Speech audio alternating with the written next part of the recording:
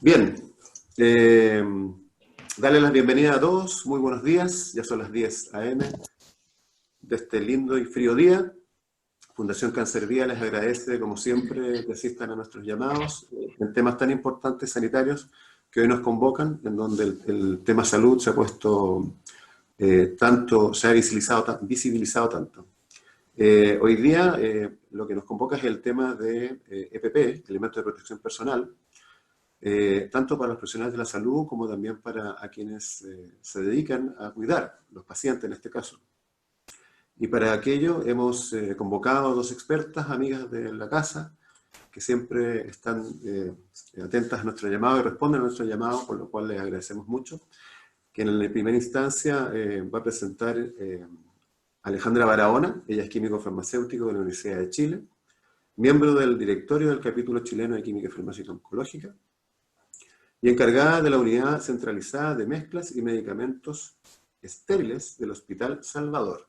Después de 15 años pude decir por fin correctamente eso. Lo lograste, sí. Lo logré. Muchas gracias, Alejandra. Y también, dentro de los expertas, tenemos invitada a la enfermera universitaria Rebeca Osorio Neira.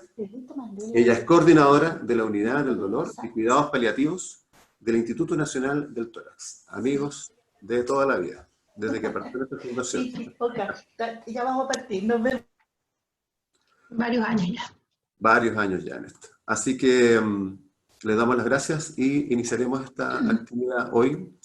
También agradeciendo a quienes hicieron posible esto, que nos ayudaron a ampliar nuestra red y a invitar a personas a que estuvieran esta jornada de todo Chile, que es el Laboratorio Fresenius, con Cristian González y todo el equipo, que en realidad en un trabajo conjunto buscamos qué temas podíamos tocar importantes y nació un poco de eso también la actividad del día de hoy. Y por supuesto a la gente de AstraZeneca que nos ha ayudado con elementos de protección personal durante todo este periodo que hemos podido distribuir a nivel de la red oncológica, cosa que ha sido maratónica, ha sido gigante. Una actividad ya, no sé, debemos haber entregado ya unas 60.000 mascarillas. Y seguimos fabricando a nivel de la fundación también aquí a nivel casero para distribuir también a los pacientes. Así que, bueno, no se paren esto. Cuando hay que ayudar hasta el final. Hasta que duela, como decía algún personaje. Bueno, vamos a iniciar entonces. Alejandra, te dejo a ti. Nosotros nos apagamos un ratito, nos muteamos para que compartas tu pantalla. Bueno, hola, buenos días y gracias a todos los que están aquí presentes y que se vistieron para estar en este evento. No es fácil un sábado en la mañana y en estos tiempos en los que tenemos que estar todos más o menos en la misma sintonía en tiempos de pandemia, es bueno hacer este tipo de reuniones donde podamos ir compartiendo, ir revisando información que nos sea útil a todos, digamos. Lo que me convoca es elementos de protección y cuidados del paciente oncológico en tiempos de COVID. Yo me voy a referir específicamente a elementos de protección personal en su ámbito, porque creo que puede ser el aporte a la presentación que tenemos hoy sábado, porque respecto de cuidados del paciente claramente es algo que va de todos, digamos. Entonces este es un aporte que uno puede dar, digamos. Y como estamos hablando de cáncer, tenemos que definir, ¿no es cierto?, que cáncer tiene una proyección mundial y nacional, ha sido uno de los grandes golpeados los pacientes con diagnóstico de cáncer en este minuto por la pandemia, por distintas razones respecto de su atención. Y para él hay que tener estrategias de control, hay que darle la preponderancia necesaria y generar acciones sanitarias que vayan en función de mejorar, ¿no es cierto?, y tener una mejor calidad de vida para nuestros pacientes. Ese es un poco el contexto en el que nos tenemos que mover en estos tiempos de pandemia. Y para ello tenemos que tener más o menos claridad cómo se comporta este virus COVID-19 en las personas con cáncer. Tenemos el diagnóstico y por lo tanto hay que definir. Y el tema es que, como todos, este es un aprender, este es un ensayo-error. Esto lleva 6, 7 meses, digamos, en el mundo, 8 más o menos, y hay pocos datos sobre la infección como tal. referido a pacientes con cáncer. Hay información que se sigue generando. Hay hace poco un par de publicaciones del Lancet donde habla de cómo se han visto afectados los pacientes con alguna patología hematológica producto del COVID, y cómo se ven los resultados en algunos pacientes que están en tratamiento y que lamentablemente se infectan. Recién están apareciendo algunas publicaciones que dan luces y solo significa información para poder ir tomando decisiones en el camino de aquí a lo que nos espera todavía, hasta no tener una vacuna para la infección. Ahora, existen datos, sí, y eso sí ha sido evidente, que sugieren un mayor riesgo de complicaciones. Eso sí es algo que se puede definir, porque estos pacientes con cáncer pueden estar en tratamiento y por lo tanto tener su sistema inmune comprometido o disminuido, o por la misma enfermedad de base.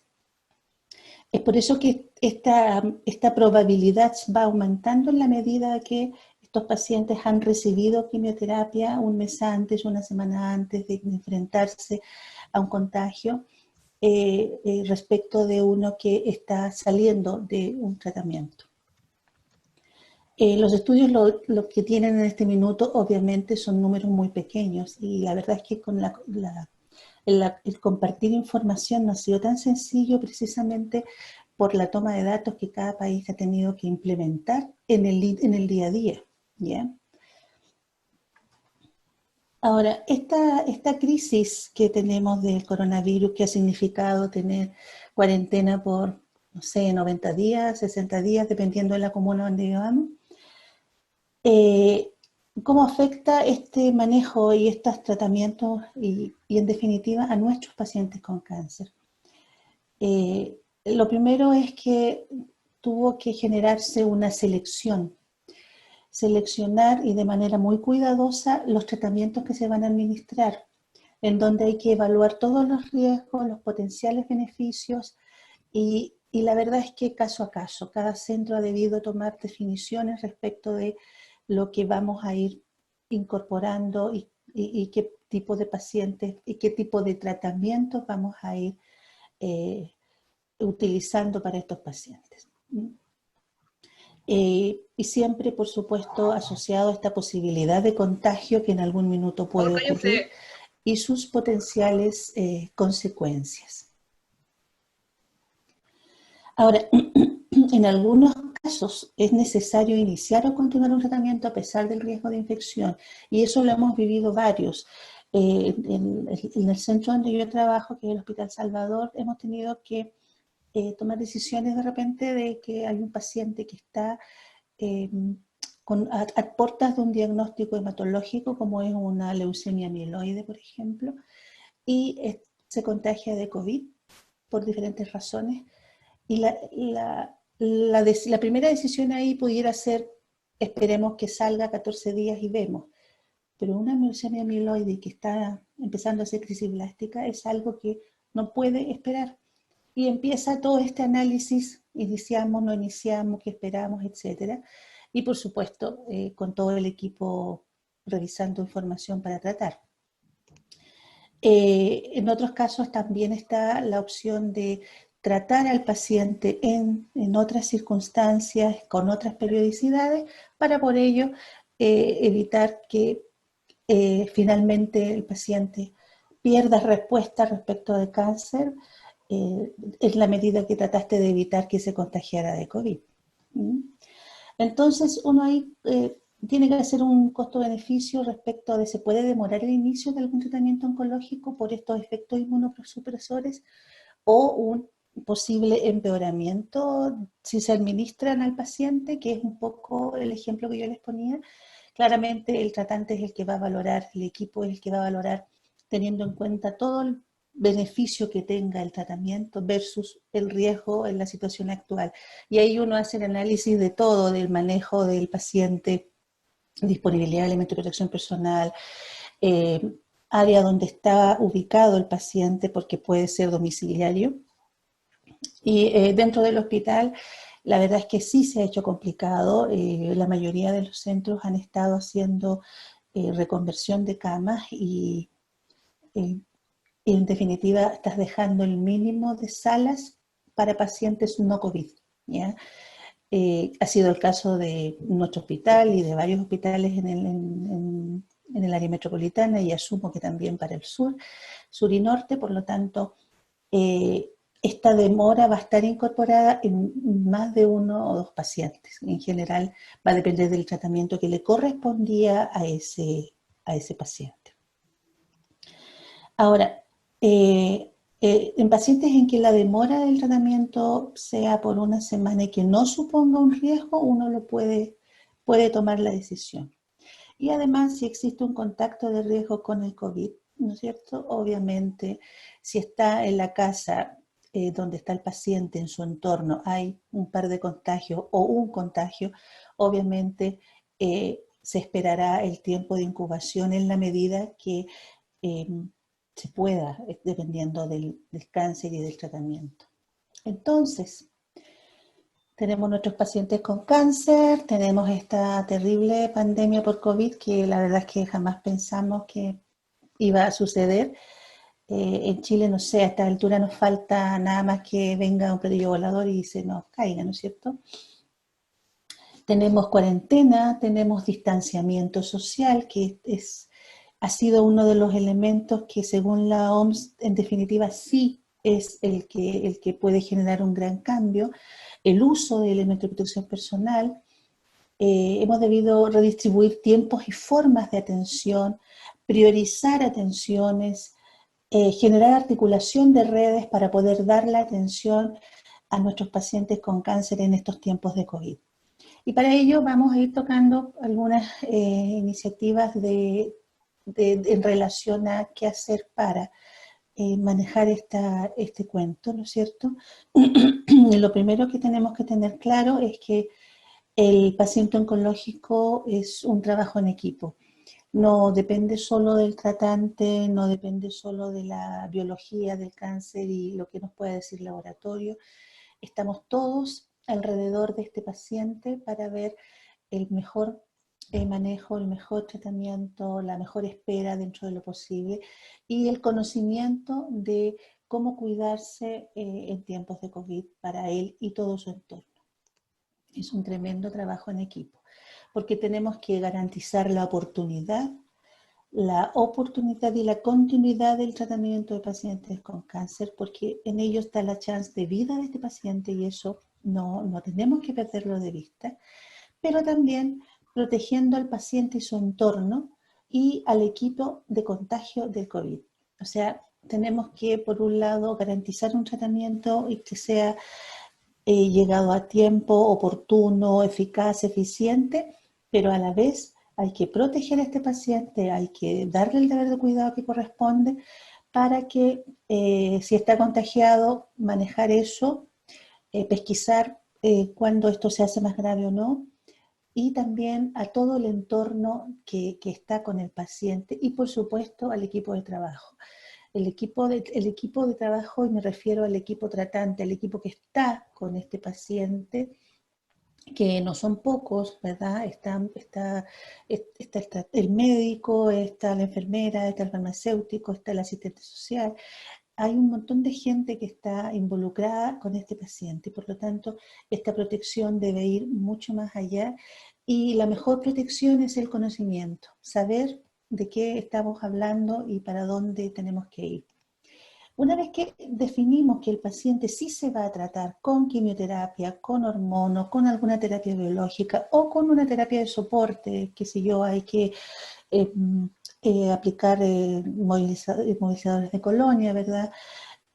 Quizás ver cómo en vez de hacer venir al paciente 7 días o ir a ponerle 7 días un formador de colonia, utilizamos un otro que nos permite que con uno solo de larga duración funcione. Todos esos elementos los tenemos que ir revisando con el equipo. Y esto significa que se deben articular protocolos y procedimientos de actuación y de tratamiento frente al manejo de pacientes con cáncer en estos tiempos de pandemia. ¿Por qué? Porque este paciente que va a estar en quimio va a estar nauseoso, va a tener algunos eventos adversos que manejar, va a haber liberación de fluidos, va a haber liberación de aerosoles, y una serie de otros manejos y complejos también de manejar. Así es que eso no tenemos que perderlo de vista cuando estamos hablando de ellos, de este paciente ambulatorio que se arregla para venir a ponerse su ciclo de aseo de paclitaxel, que hay que cuidar estos catéteres, ¿verdad?, que son importantes de enseñarles cómo tiene que seguir haciendo su vida de protección y su aseo personal común, y en aquellos en que no pueden movilizarse, ¿verdad?, generar algún protocolo para poder ir hacia el paciente y generar los cuidados necesarios para que pueda tener acceso a su tratamiento. Entonces, ¿cuál es la implementación en esta cadena? Una atención remota de los equipos según disponibilidad y la etapa sanitaria del paciente cuando eso se pueda. Dispensar en APS o en domicilio alguno de estos tratamientos que pueden ser orales, ¿verdad? Incorporar hospitalización domiciliaria, y eso significa armar un protocolo de manejo con un equipo que va hacia el paciente, este paciente que, como vimos, no se puede mover desde su domicilio, y este equipo tiene que estar conformado por los profesionales necesarios para la administración de esta quimio que se decidió en esta atención remota, ¿verdad?, con todos los elementos que lo permiten. Y por supuesto, esta hospitalización domiciliaria debe cumplir con todos los protocolos y los requisitos del deber de cuidado de estos pacientes, que lo puede explicar mucho mejor la enfermera estrella que tenemos hoy día en esta presentación. La implementación de protocolos de manejo para estos pacientes, como ya dijimos, y claramente todo lo que tiene relación con el manejo de elementos de protección personal y definiciones locales para la disminución de contagios, porque si ese paciente está en su casa, está sin COVID, lo primero que se hace con un paciente con quimio es tomarle el COVID para tomarle el examen para poder ver si está o no está, porque puede que esté asintomático, y después de eso se define si va o no, qué tipo de quimio y cómo va a continuar. Por lo tanto, el equipo tiene que manejar muy bien las definiciones locales para la disminución de contagio, porque estás yendo hacia ese paciente, y los elementos de protección personal necesarios para aquello. En el último informe de la OMS ha estado entregando informes de recomendaciones y de actualizaciones respecto a lo que va encontrando acerca del COVID. Y en junio saca este último informe, que está disponible en la página web, en donde más o menos en resumen nos dice que bueno, la transmisión fundamentalmente genera una afección respiratoria y una gran gama de cuadros clínicos que va a causar o manifestaciones muy leves o no respiratorias o respiratorias hasta la muerte. Algunas personas infectadas no presentan ningún síntoma, algunas presentan uno solo que no genera algún efecto de gravedad y que requiera, por ejemplo, hospitalización, requerimiento de oxígeno, etc. Este virus que cada día nos muestra diferentes maneras de presentarse y de afectar a las personas, la verdad es que a ratos desconcierta, porque cuando ya creíamos que no va por todo lo respiratorio, nos damos cuenta de que no, que también hay un problema, se generan algunos problemas hematológicos, en otros casos hay anosmia, en otros casos hay una diarrea intermitente, es decir, todo el rato vamos a ir teniendo distintas sintomatologías y en algunos casos personas que no las sienten, pero que sí están infectadas y por lo tanto pueden transmitir. La OMS especifica que la transmisión de gotículas se produce cuando una persona entra en contacto cercano, menos de 1 metro, con un individuo infectado y se expone a los aerosoles y gotículas que este expulsa. Esto lo hemos escuchado desde el inicio. Mantenga la distancia social, porque una persona infectada puede estar sin sintomatología, va a tener algún evento de que le llegue por un estornudo, por una tos, a una persona que no está infectada. Por lo tanto, insistimos en el tema porque la verdad es que hemos visto que nuestros compatriotas no necesariamente hacen caso o hacen caso omiso al respecto. Entonces, por consiguiente, esta transmisión va a ser dada por este contacto directo o indirectamente por superficies del entorno inmediato o por objetos que se usan para asistir a un paciente que puede estar sintomático o utensilios que este paciente utiliza, ¿ya? Y eso significa que vamos a tener en todo el entorno alguna posibilidad de contagio. Ahora, respecto a la generación de aerosoles en la práctica médica, que es donde se genera la atención, aún está en discusión por los investigadores. La verdad es que este punto lo toca un poco más en extenso la OMS actualmente, pero tiene relación con cómo se va generando esta atención del paciente que pudiera generar que haya más aerosoles porque está funcionando un equipo de climatización de aire, por ejemplo. Así es que no está tan claro todavía cuánto hay en este aspecto, ¿ya? Pero en definitiva, los investigadores y todos estos datos que se han ido recurriendo en estos meses apuntan que en su mayor parte la transmisión del COVID avanza en las personas sintomáticas a otras que entran en contacto cercano, pero cuando no se usa equipo de protección personal.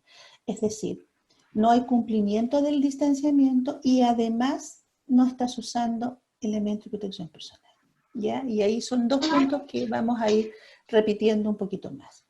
En los pacientes sintomáticos es posible detectar ARN vírico en muestras obtenidas semanas después del comienzo de la enfermedad, pero no se hallaron virus viables después de 8 días de la aparición de los síntomas en los enfermos leves, aunque este periodo puede ser más prolongado para los enfermos.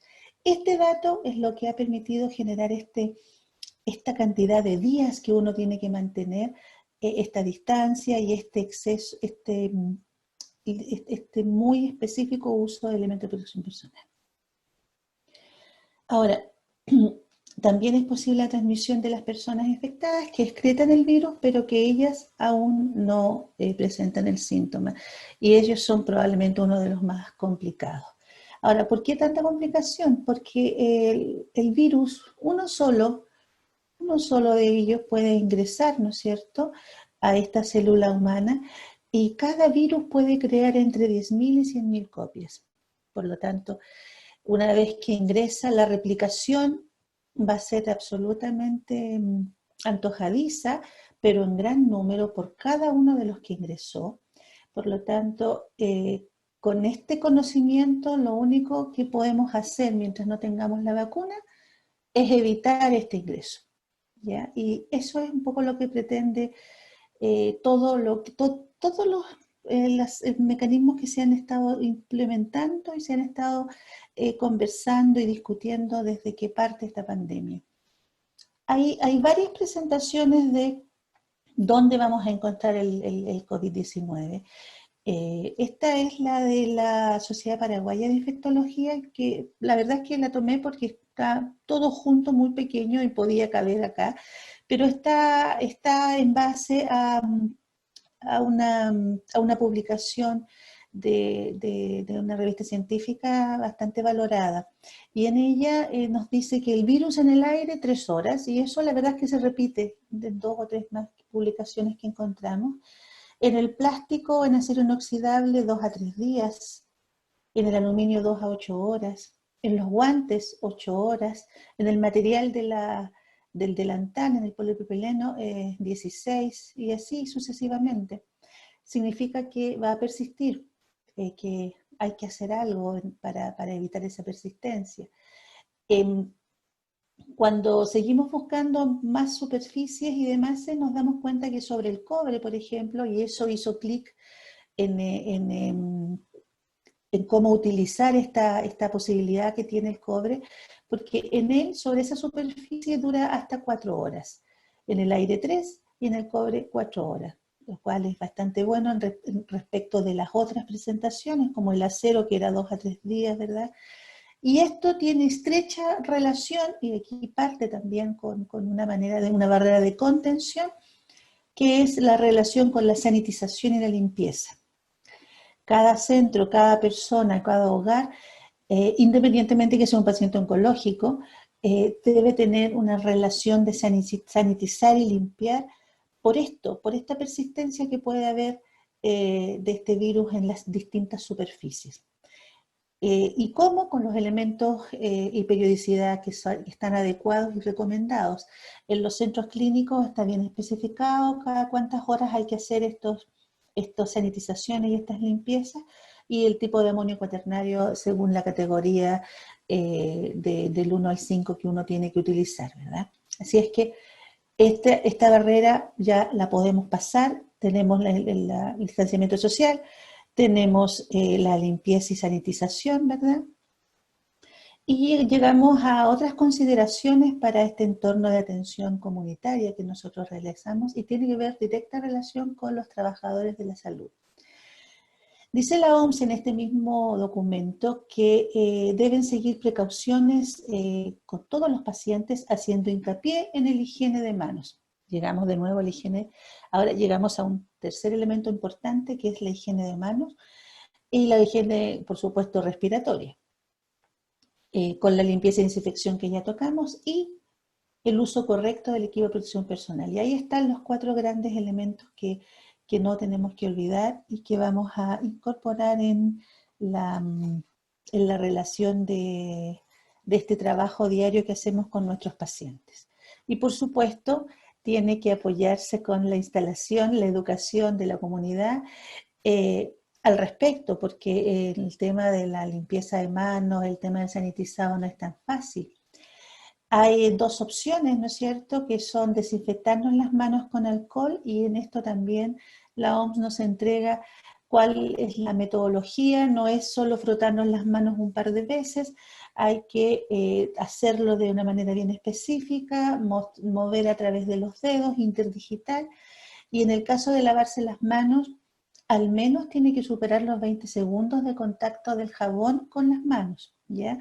Y eso por un mecanismo que lo vamos a ver en la siguiente, pero aquí lo importante es que nos lavamos la mano siempre, especialmente después de toser o estornudar, después de visitar un espacio público, después de tocar superficies, y esto el equipo de salud que está trabajando con nuestros pacientes lo tiene que tener muchísimo más claro, ¿verdad?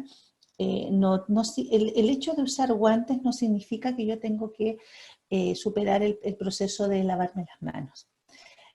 Claramente, si no tienes acceso al lavado de manos, está la opción del desinfectado, y un poco eso ha hecho que haya aumentado el consumo de alcohol gel, pero de una manera impresionante.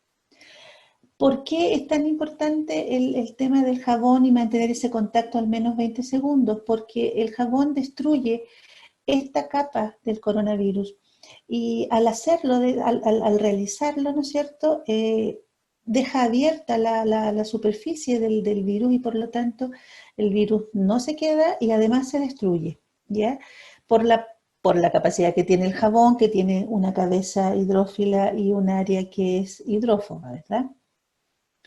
Y el resultado de esto se puede ver en esta diapo, donde tenemos aquí manchitas que van a definir lo que estaba de suciedad o de lo que queremos limpiar, y en la medida que estamos lavando nos damos cuenta que según aumenta el tiempo de contacto con el jabón, se elimina más aquella presencia, y esa es toda la base. Por eso algo que nos parece tan ubicuo y que es de norma obvia, lavarse las manos con jabón, probablemente no era tan efectivo su uso, y por eso hay que hacer hincapié, porque efectivamente es una tremenda elemento.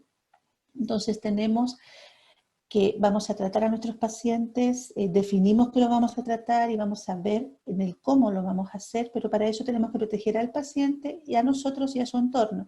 Y para ello teníamos el distanciamiento social, el lavado de manos, explicado de por qué era tan importante en términos de su requerimiento, ¿verdad? La limpieza, la asepsia, la sanitización necesaria y requerida, y El último punto que lo toca directamente el informe de la OMS, los elementos de protección personal.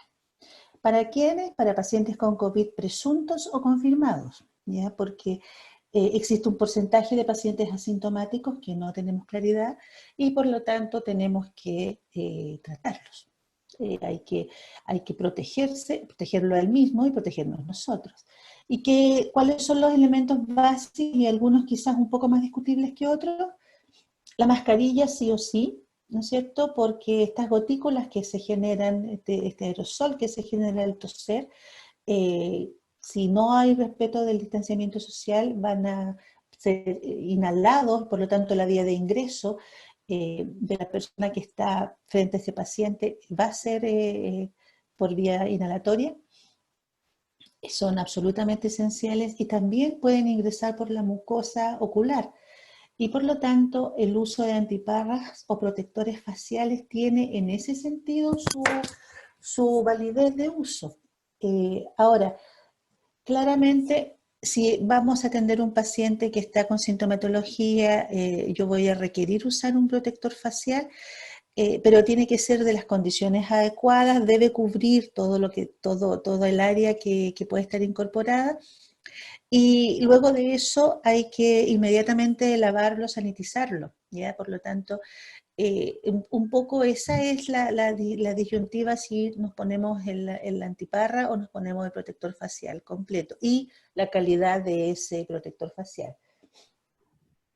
Un delantal o buzo desechable y con esto la persona que va a atender a ese paciente, por supuesto va a depender del área en donde está. Si es un área crítica y hay disponibilidad del buzo, se pone el buzo. Pero la mayoría de los hospitales tenemos disponibilidad de los delantales desechables y son impermeables a una cara. Así es que esa es vestirse completo para tratar a este paciente, que no es menor el tema en términos de lo que significa el tiempo incorporado para aquello y porque además la mayoría es de uso desechable.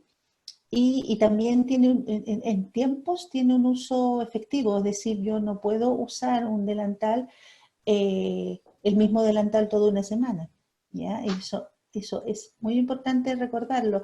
Lo mostramos en el cuadrito anterior, cuánto tiempo duraba las gotículas del virus en el plástico del delantal. Por lo tanto, hay que considerar ese evento en términos de cuándo tengo que eliminarlo. Los guantes que vamos a utilizar, que sean en realidad la disponibilidad de guantes que tengamos. Yo pongo acá de vinilo porque en definitiva no hay mucha especificación de qué tipo sería el más indicado, pero lo importante es que el guante sea desechable y que tengamos disponibilidad de recambio. El gorro desechable para cubrir toda la parte del cabello que se supone que estamos evitando, ¿no es cierto?, que persistan estas gotículas, y calzado, cubrecalzado desechable o de uso exclusivo en el área de atención de paciente, específicamente paciente crítico, que está muy comprometido y tiene una alta carga y por lo tanto pueden haber muchas más liberaciones de aerosol y fluido. Ahora la gracia de este calzado es que sea lavable y desinfectable, por supuesto. Y en ese sentido, en este mismo informe de la OMS, que está actualizado, como les decía, en junio, habla de una serie de orientaciones que se hace respecto a los elementos de protección personal.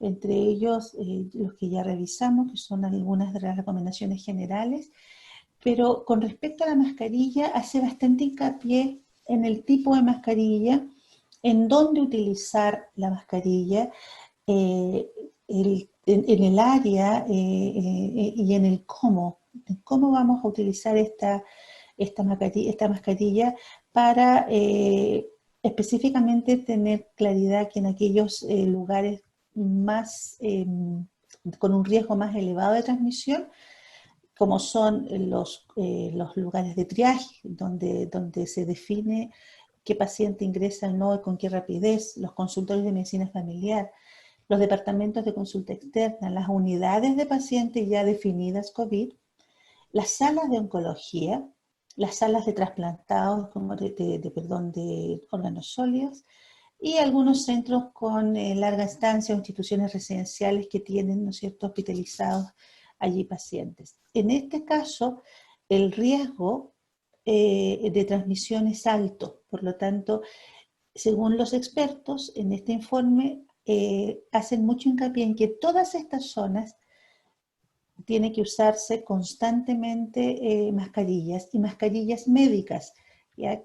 La OMS hace la diferencia entre la mascarilla médica y del tipo, no recuerdo, del tipo que uno puede coser y puede armar, como nos estaba contando Francisco. Esta mascarilla médica también especifica que durante todo el turno o durante todo el evento de atención se debe cambiar cuando se humedece, cuando se ensucia, cuando se deteriore. No hay que tocar o ajustar o desplazarla del rostro una vez que ya se instala. Si es necesario ajustarla, hay que cambiar la mascarilla, ¿ya? Y por supuesto volver a asearse las manos. Desechar esta mascarilla usada junto con algún otro equipo de atención que estuviéramos usando, los guantes, el mismo protector facial, etcétera, porque tenemos que proteger en esta atención, en estos lugares que tienen una alta posibilidad, ¿no es cierto?, de contagio, de eliminarlos. Y para eso hace distinción respecto de la cantidad que tenemos de mascarillas médicas para esto. Y la filtración va dada por la mínima eficacia de filtración y la fuga máxima al exterior. Y en ese sentido hace una recomendación del tipo de mascarilla que vamos a usar, ¿ya? En general va a especificar el tipo, que es la FFP1 sin válvula de exhalación, la P2 con y sin válvula de exhalación, sin y con. Es la otra marca que también tiene válvula, pero está un poquito más cubierta, la típica mascarilla quirúrgica, y diferentes modelos que tenemos de respiradores en donde lo que se cambian son los filtros. En este caso, la protección del personal es efectiva, pero como pasa con aquellas que tienen válvula, protege a la persona que la lleva, al trabajador, al que está haciendo la atención directa del paciente, pero no limita la propagación del contagio en caso de que el que está usándola esté contagiado, ¿verdad? Esa persona, si está contagiada y está usando una mascarilla, es lo que nos explican en este informe los expertos, está usando una mascarilla con válvula de exhalación, en algún evento, cuando la válvula se abre, ¿no es cierto?, para permitir la exhalación, esa persona que está usándola está generando un aerosol que puede llegar a un otro, ¿no es cierto?, y con eso es que está desprotegido es el otro, pero la persona que lo está usando está absolutamente protegida. Esta separación la vienen discutiendo, de hecho, si se fijan, en la no epidesechable está en duda que sea una barrera para no contagiar la emisión de organismo infeccioso, ¿ya? En el caso de las con válvulas como esta, por ejemplo, sin válvula de exhalación, como no tiene la válvula efectivamente, protege al personal y protege al ambiente en el que está inserta esa persona. Ahora, ¿por qué se genera esa protección? Porque estos son los tamaños con los que uno se puede enfrentar de distinto particulado, ¿no es cierto? Aquí está coronavirus. Y esto es lo que puede filtrar una mascarilla, dependiendo del tipo de mascarilla, ¿ya? Y a eso nos referimos con el porcentaje de filtración que está teniendo, ¿ya? Entonces, ¿qué tipo de mascarilla debo usar? Y también aquí hay una serie de recomendaciones que están basadas en este informe de la OMS, donde especifica que no todas funcionan igual, pero que hay que usar sea, en definitiva uno tiene que definir con cuál va a quedarse, pero conocer también las limitaciones que tiene esa mascarilla, ¿ya? Este es un esquema que pueden encontrar muchísimos en internet, donde habla del típico, esta es la mascarilla que usamos todos, que tiene una cantidad de horas que uno la puede utilizar, y cambiársela inmediatamente si se humedece o etcétera, y de alguna manera sí tiene la protección hacia el otro. Estas de protección respiratoria que filtran el aire que inhalamos y retienen en un 78% de eficacia, y las P2 y P3 que ya retienen, tienen una eficacia de un 92 hasta un 98%. Ahora, también la OMS nos dice cómo utilizar esta mascarilla médica de forma segura, ¿ya? Primero me lavo las manos y me coloco la mascarilla y trato de no tocarla, hacer la atención del paciente que requiero, ¿no es cierto? Y luego la elimino y me vuelvo a lavar las manos. Aquí es todo lo que no puedo hacer, ¿ya? No tenemos que utilizar una mascarilla que esté rasgada, que esté humedecida, y siempre evitar tocar esta mascarilla. Por supuesto que esto va a resultar también manteniendo todos los otros elementos, que son el distanciamiento, porque el 100% de esto no es, ¿ya? Ahora, esto significa un tremendo consumo de mascarilla, ustedes comprenderán. Y en ese caso la OMS también empezó a hacer, que quizás dar algunos lineamientos para alternativas a estas mascarillas médicas en los establecimientos de salud, y aquí está el nombre que no podía acordarme: el uso de mascarillas higiénicas, que es la típica mascarilla de tela, ¿ya? No se considera una opción a la mascarilla médica para los trabajadores de salud, ¿ya? Pero sí puede ser utilizado por la comunidad en términos de ver en qué espacio se está moviendo. Si es para manejo de paciente, tengo que usar mascarilla médica, ¿ya? Y esto tiene que ver con que no toda la población va a tener acceso a una mascarilla filtrante un 98%, ¿no es cierto?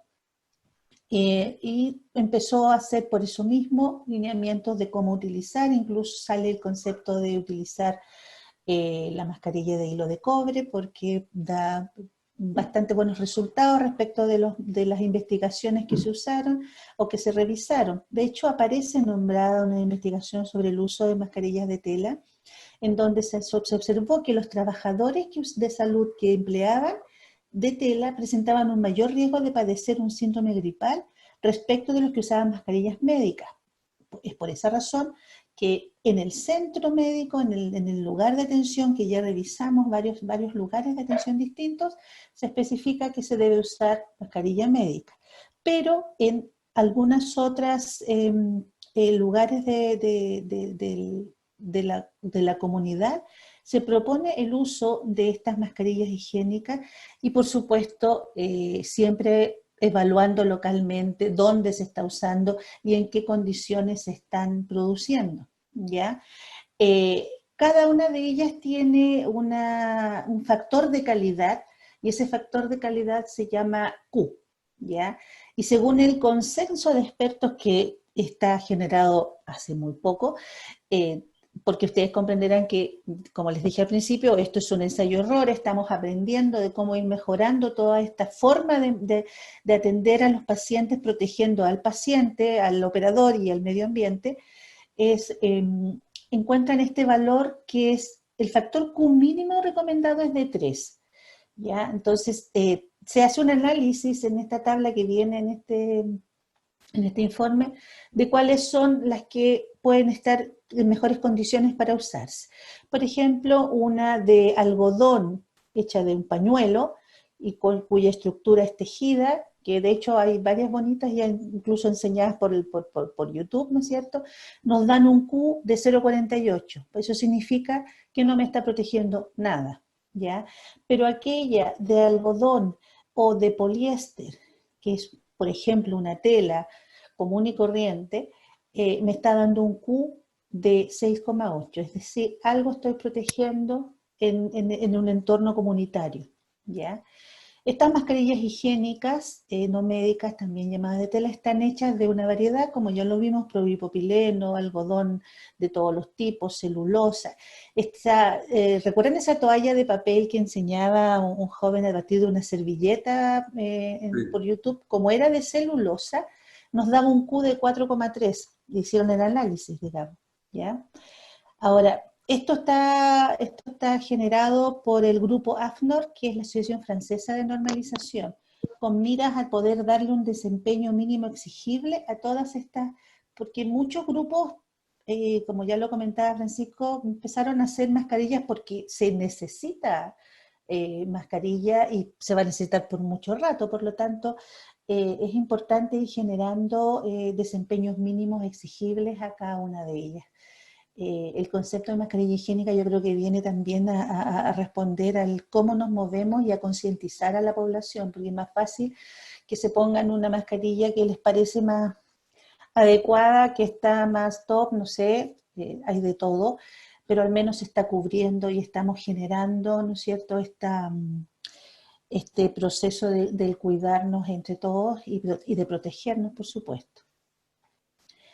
Cómo hay que utilizar esta mascarilla higiénica de tela de manera segura también está entregada por la Organización Mundial de la Salud y especifica prácticamente lo mismo que la anterior, con la diferencia que aquí yo puedo lavarla y la puedo reutilizar, y lo que no puedo hacer es utilizar, por ejemplo, una mascarilla que me quede suelta, que no me permita que esté bien pegada a la zona que yo necesito de respiratorio, y por supuesto que esté dañada o que esté sucia o húmeda, ¿no es cierto?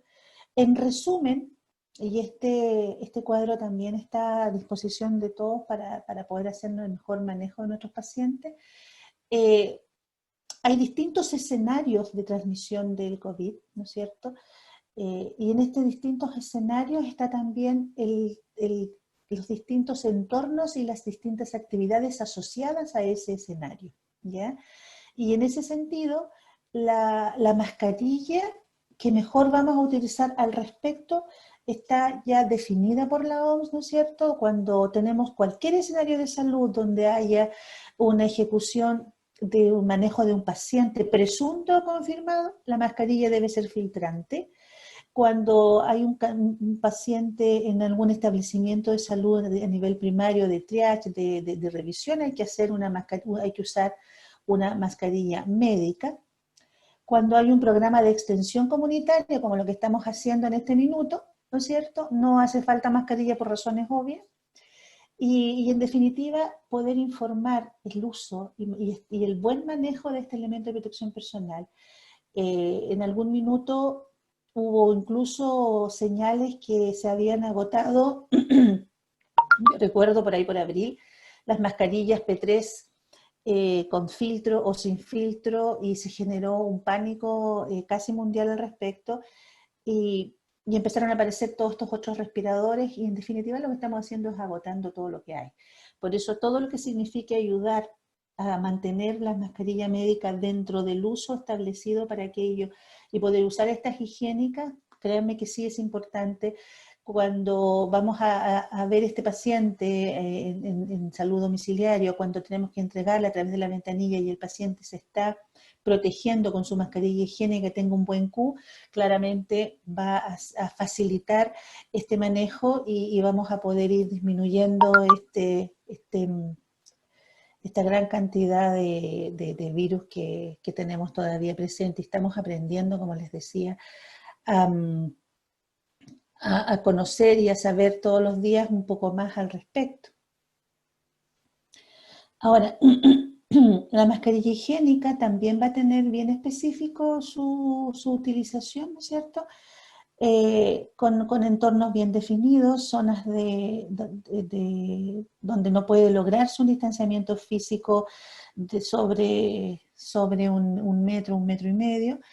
En esos casos la mascarilla es absolutamente necesaria. La higiénica cumple los requerimientos siempre que sea de los materiales que ya definimos, ¿verdad? Y ahora que está en redescubrimiento el uso que ya conocíamos las capacidades que tenía el cobre como bacteriostático, como bactericida, en fin, hay una serie de estudios que en realidad lo que demuestran es que puede ser un muy buen uso en estas mascarillas higiénicas. Y en definitiva, dar a conocer y ayudar al equipo con esta información, porque en la medida que uno va aprendiendo un algo, tiene el deber de transmitirlo a su equipo para mejorar, ¿no es cierto?, para ir en virtud de la mejor atención de nuestros pacientes. Muchas gracias.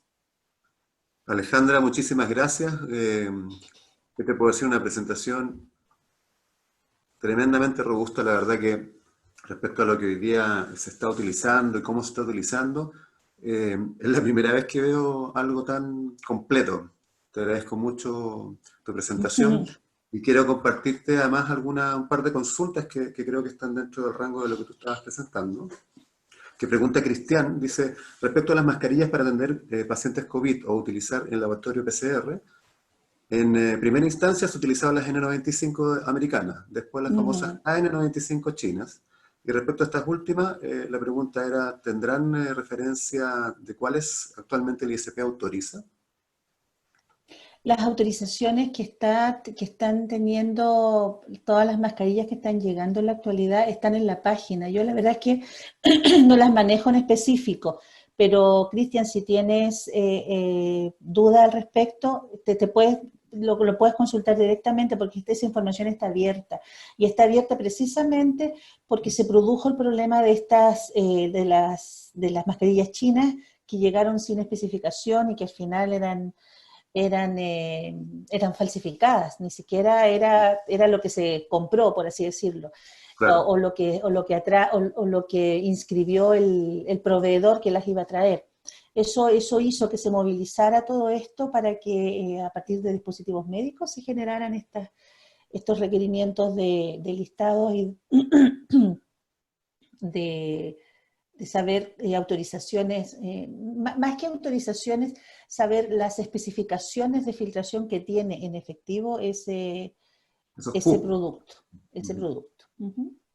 Pregunta también Francisca, ¿en el área médica podría usarse mascarillas higiénicas de propileno, bien digo, y cobre en áreas no críticas o más públicas, pensando en la escasez de mascarillas clínicas?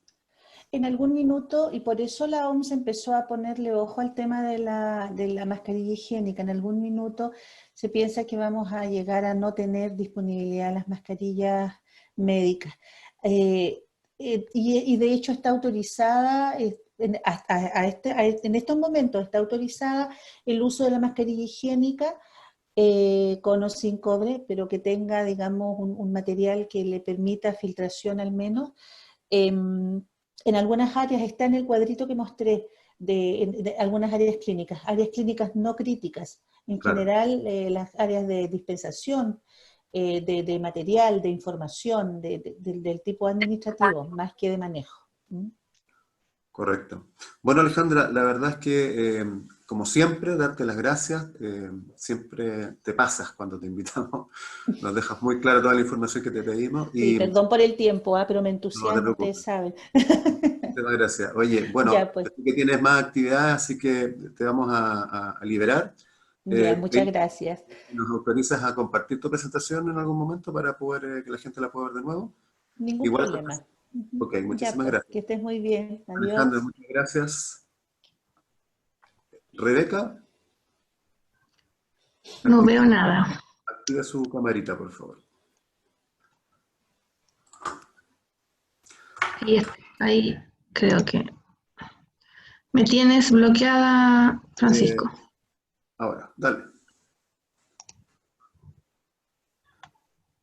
Ahí sí. Muy bien, muchas gracias. Bueno, también entre paréntesis agradecer a la gente que se ha sumado. La verdad que tenemos una sala inesperadamente llena, pero la verdad es que,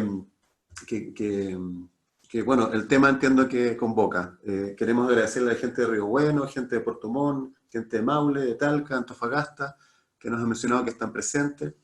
Y por supuesto, Rebeca, agradecerte que te hayas sumado a este llamado con este tema tan sensible que vamos a tocar ahora, que es el cuidado del paciente oncológico en este tiempo, en este periodo de pandemia. Repetirles que Rebeca Osorio, ella es coordinadora de la Unidad del Dolor y Cuidados Paliativos del Instituto Nacional del Tórax. Rebeca, te dejo entonces con tu presentación. Puedes compartir pantalla cuando quieras y partimos. Bueno, primero, antes de compartir la presentación, quiero agradecer a Francisco, a la Fundación Cáncer Vida, que ya llevamos trabajando varios años, desde el instituto y también un poquito fuera de él. Yo no voy a hablar cosas tan técnicas ni tan de número como lo ha hecho la Alejandra. La presentación de la Alejandra me dejó bastante agradada, la encontré maravillosa. Mi tema es un poquitito más doméstico y está enfocado básicamente a los cuidados que tenemos que tener con nuestros pacientes, nuestras personas con cáncer en el domicilio. ¿Ya? O sea, también hospitalizados, lo vamos a ver luego, pero básicamente cuando estaban con coronavirus, vamos a ver todo lo que es el riesgo, y los cuidados más domésticos, domiciliarios. Se ve perfecto. ¿Ahí sí? Sí, Vale. perfecto. Bueno. Primero les quiero comentar que el conflicto ético de interés que tengo al presentar esta vez es que yo, como ustedes lo escucharon de Francisco, soy la enfermera coordinadora de la Unidad del Dolor y Cuidado Paliativo del Instituto Nacional de Enfermedades Respiratorias y Cirugía Torácica, que últimamente más comúnmente llamado Instituto Nacional del Tórax, que está acá en Santiago, en Providencia. ¿Esto qué significa? Que normalmente me suele suceder que hablo mucho de lo que es el proceso de muerte. ¿Ya? Yo tengo una especial relación con la muerte, porque, bueno, lógicamente por mi trabajo ayudo a que nuestros pacientes en un final de vida tengan un buen proceso de morir, un buen morir, ¿ya? Lo que significa que muy probablemente voy a tender a hablar mucho de la muerte en esta presentación, lo que no significa que todas las personas con cáncer tengan este riesgo así, que lo vean como que yo los estoy matando, ¿ya? Pero es una afinidad que tengo con la muerte que ya se va a ver. Lo primero que quiero exponer es algo sumamente importante, que hay dos premisas básicas en todo paciente oncológico con cáncer, en cualquiera de las etapas. Nosotros sabemos que el cáncer, ya sea hematológico o de cánceres sólidos, tienen distintas etapas. Ya, la mayoría de los pacientes, lamentablemente a nivel internacional, se diagnostican con cánceres avanzados, en etapas avanzadas, pero también hay un buen porcentaje de personas que son diagnosticadas tempranamente y pueden someterse a tratamientos bastante curativos, con bastante probabilidad curativa. Por lo tanto, en cualquiera de estas etapas que se encuentren, que se diagnostique un paciente oncológico, debe ser considerado inmediatamente como un paciente de alto riesgo para la infección de coronavirus, ¿ya? Aquí no porque yo tenga, no, si tengo un cáncer pequeñito, un nódulo de 1 centímetro, no. Del hecho de tener cáncer se considera inmediatamente de alto riesgo, ¿ya? Y lógicamente, ante este riesgo, también otra premisa importante es que vamos a considerar que toda persona cercana a mi paciente oncológico, a mi familiar que tiene cáncer, que no esté confinado en conjunto, es decir, que no viva conmigo y no esté a mi cuidado, sino que una persona que viva fuera de mi hogar va a ser necesariamente considerada como una persona con coronavirus positivos para un efecto de contacto con mi familiar, que es oncológico. No sé si se comprende, pero estoy queriendo decir que aunque no tenga coronavirus mi sobrino que me viene a ver, el hecho de que no viva conmigo, para mí, va a ser considerado como una persona positiva. Y yo desde ese plano me voy a parar para poder interaccionar con él, ¿ya? Yo he separado esta presentación en diversas etapas que vamos a cumplir. No son etapas que estén necesariamente identificadas en salud en forma oficial, son etapas que yo he puesto para la presentación, pero que sería bastante bueno que aquellas personas que me están escuchando, que son pacientes o familiares de pacientes y quieren conocer bien el manejo, pudieran ahora, en este momento, tomar un lápiz y papel para que más adelante vayamos anotando algunas cosas que son sumamente importantes y que no pueden olvidar, ¿ya? Dentro de la primera etapa que yo le he denominado etapa de prevención, ahí está, en la primera etapa está la prevención y la preparación. En la prevención, lo primero que yo tengo que definir con mi familiar es un confinamiento efectivo. Estamos sumamente claros que el paciente oncológico es de alto riesgo, cáncer que tenga, etapa que tenga, se considera de alto riesgo, por lo tanto es una persona que debe estar confinada en su casa desde el día 3 de marzo que se dio el primer caso positivo en este país. Es una persona que no va a salir, que va a requerir asistencia de familiares o de amigos y que en lo posible va a tener que estar únicamente en su domicilio a menos que se haga imperante su salida, básicamente por situaciones sanitarias que ya lo vamos a ver. Luego de eso, el lavado de manos recurrente, una persona se estima que aproximadamente debería lavar sus manos con agua, jabón, aproximadamente 20 veces al día. El lavado de manos debe durar cerca de 40 minutos, poner harto énfasis en todo lo que es entre medio de los dedos, con un buen jabón, bueno, jabón, no importa cuál sea, pero que sea jabón que contenga glicerina, ¿ya? Porque la glicerina va a neutralizar al microorganismo de las manos, y con agua corriendo, no con agua estancada. El agua muchas veces se ha planteado que necesite ser caliente, no necesariamente, porque en realidad el jabón es el que va a ejercer el efecto químico de neutralizar el microorganismo. Entonces el agua en el fondo lo que va a hacer es simplemente escurrir, ¿ya?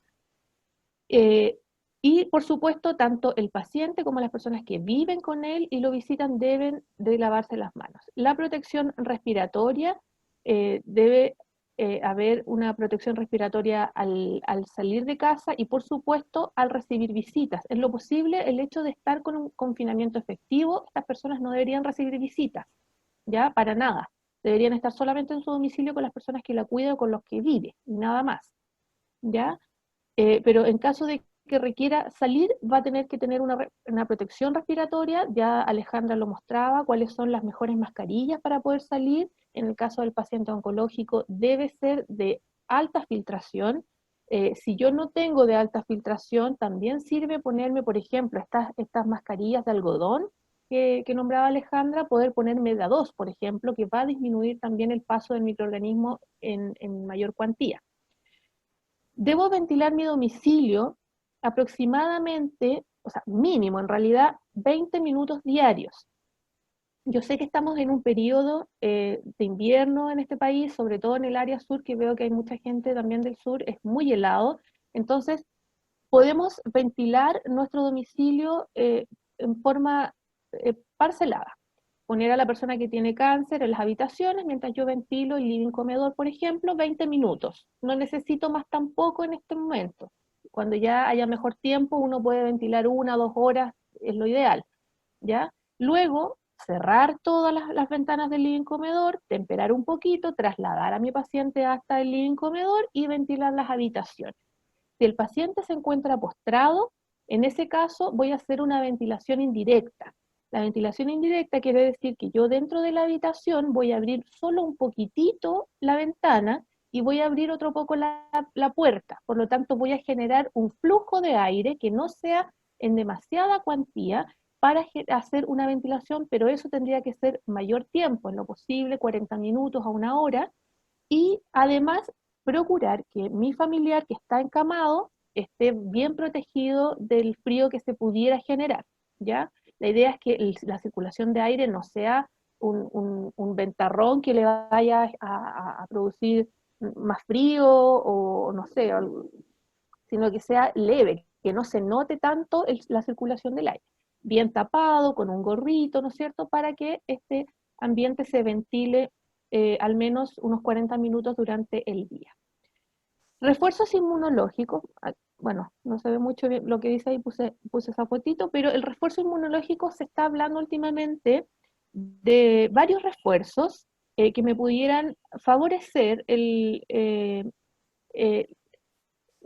un beneficio, una preparación para mi sistema inmunológico viral, porque tenemos dentro del sistema inmunológico muchos tipos de sistema inmunológico, algunos linfocitos o defensas en el fondo, defensas que trabajan en contra de los virus, defensas que trabajan en contra de bacterias, otras de otros tipos de microorganismos, ¿ya? Pero se ha reconocido últimamente que al parecer la vitamina C, como todos hemos oído incluso en noticias, tendría mucho beneficio para el fortalecimiento del sistema inmunológico viral.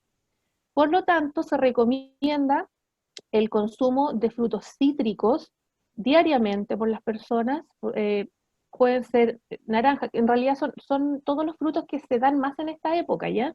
Son naranjas, pomelos, limones, todo ese tipo de cosas así, piñas, si es que logro encontrar, si bien no son nacionales, son importadas, todavía se puede encontrar piña, que las personas consuman. En promedio, una naranja al día, o un pomelo, o jugo de un limón, ¿ya? Y también hay suplementos artificiales que vienen en pastillas de vitaminas que se chupan, son efervescentes, se mastican, hay de varios tipos, ¿ya? La vitamina C puede consumirse en dosis de 500 miligramos a 1 gramo diarios para las personas que compran el suplemento en pastilla, ¿ya? Y lo importante es tampoco abusar. Esto hay que tener mucho ojo. Así como el paciente oncológico tiene mucho riesgo de afección por coronavirus o por cualquier otra enfermedad contagiosa, también tiene mucha susceptibilidad a alteraciones bioquímicas dentro del cuerpo, ¿ya? Porque su organismo está alterado tanto por la enfermedad como por las terapias que pudiera estar recibiendo. Entonces, hay que tener cuidado con todos los suplementos que uno toma.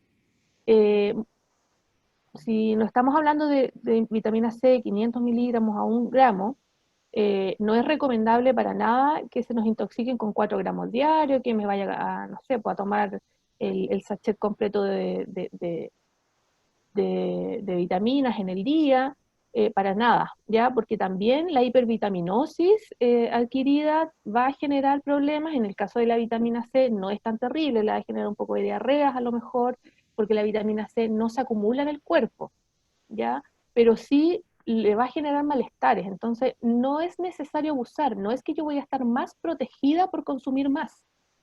Con la dosis de 500 miligramos a 1 gramo, yo tengo al día una naranja diaria, si como dos mejor, cuando yo lo adquiero a través de alimentos naturales es mucho más simple y más favorable que en pastillas, pero tampoco abusar porque no se justifica, ¿ya? Hay algunos estudios que se están comenzando a hacer que están informando que probablemente la vitamina D1 también tendría que ver en el beneficio del sistema inmunológico viral para prepararse y prevenir todo el trastorno, digamos, inmunológico que se genera con el coronavirus. Por lo tanto, también se puede, no es seguro, no está comprobado, pero sí ya hay estudios que van en camino de la valoración de esta vitamina en este caso, ¿ya? La vitamina D1 se puede conseguir también en forma de pastillas, en formas farmacológicas, químicos, y la pueden consumir más o menos en dosis de 400 miligramos diarios. No es necesario más, porque además tiene mucho que ver la vitamina D1 con el estado anímico que las personas tenemos. Y la vitamina D1, la principal síntesis de vitamina D1 la genera el propio organismo, pero a través de la exposición solar. Lamentablemente, en invierno no hay mucho sol y más aún con el confinamiento que estamos teniendo, las personas no estamos saliendo de nuestro domicilio, no estamos tomando la escasa cantidad de sol que se pudiera dar en el día, en esta época. Por lo tanto, nuestra síntesis de vitamina D1 a nivel de la piel, que se genera a nivel de la piel, está muy escasa. Por lo tanto, si algunas personas, las personas que pueden, la pueden comprar y consumir en 400 miligramos diarios, háganlo, ¿ya? No pasa nada, tampoco se van a intoxicar, por el contrario, va a ayudar, si bien no se sabe su efecto todavía positivo para la infección de coronavirus, sí para el sistema anímico sí funciona, y como les digo, para la infección sí se está estudiando. Entonces, no sería malo, tampoco correspondería sobredosificarse.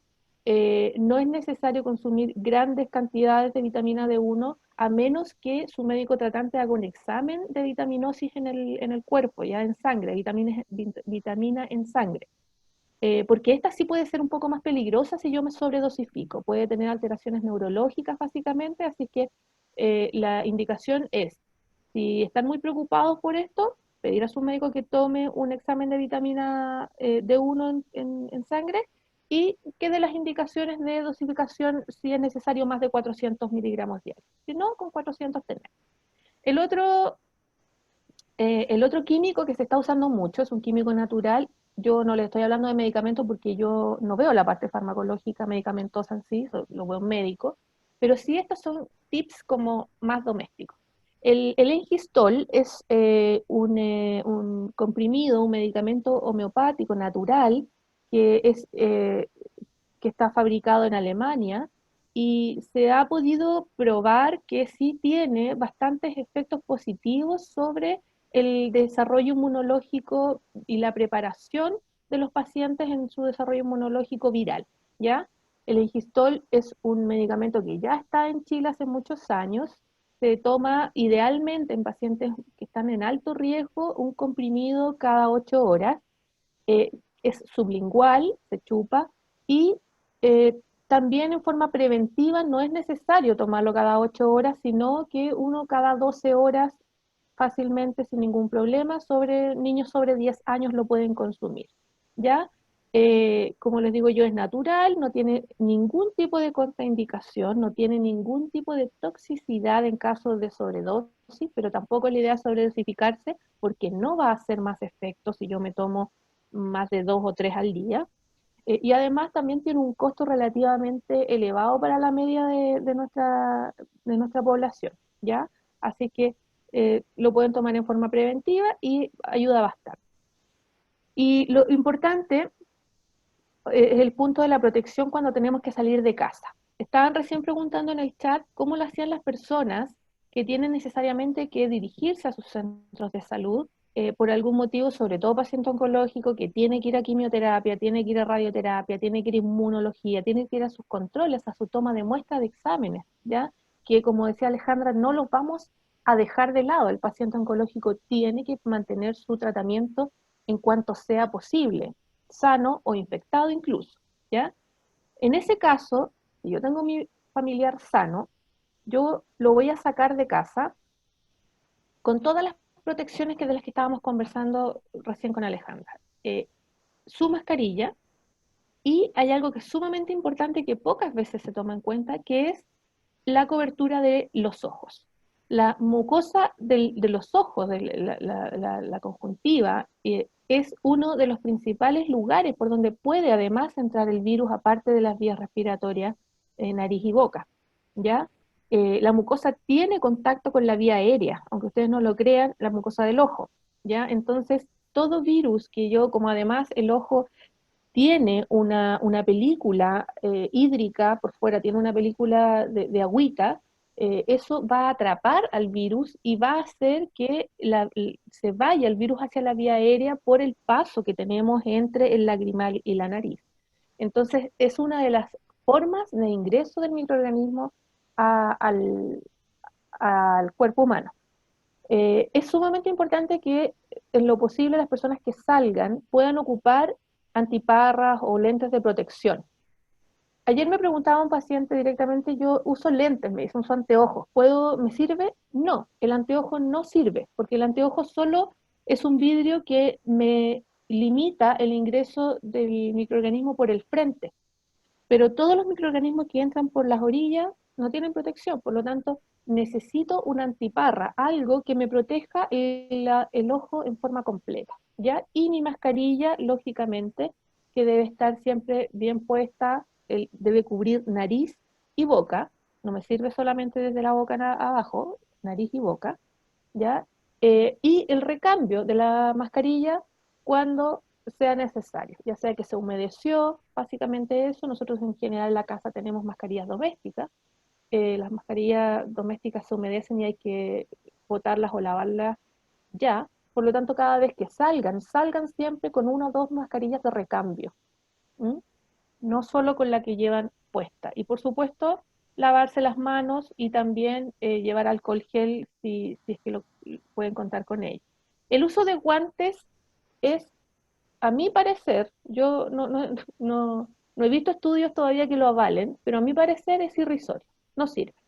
¿Por qué motivo? Porque el guante lo que hace en el fondo es aislar la piel de mis manos del ambiente, de la contaminación del virus, pero igual el guante lo aloja el virus. Por lo tanto, si yo no manejo bien mi rostro y con el guante igual me toco la mascarilla, me toco los ojos, de todos modos voy a estar traspasándome el virus. Y en el fondo después me saco el guante, igual me tengo que lavar las manos, ¿ya? Por lo tanto, el guante puede dar una falsa esperanza a aquella persona que lo ocupa, porque el hecho de pensar que está con el guante le va a generar la impresión de que está protegido, y no está protegido, porque no por usar un guante yo no me voy a infectar la cara. Por lo tanto, el guante, la verdad, no tiene ninguna validez si yo no lo sé ocupar.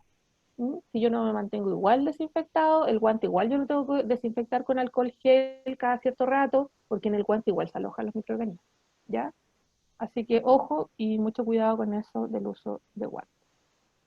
En la preparación es sumamente importante, antes de que mi persona, mi familiar o yo que estoy con cáncer me enferme, identificar todos aquellos elementos que me protegen y que me arriesgan. Esto es sumamente importante. Muchas veces las personas, por un tema cultural, no queremos hablar de una supuesta infección. No, ¿cómo se te ocurre que vas a hablar de que te vas a enfermar? Que si hablas o que si comentamos nos vamos a enfermar es como llamar al virus. El virus no tiene orejas, por lo tanto no se siente llamado a ninguna parte. Nosotros, para protegernos, tenemos que tener claro ante qué nos estamos enfrentando. Mientras mayor sea el conocimiento que tengo de mi microorganismo, de mi sistema inmunológico, de mi entorno, mejor voy a poder manejar la situación cuando esto llegue. Porque hay que tener una cosa bien en claro. Gran parte, el 90% de la protección depende de mí.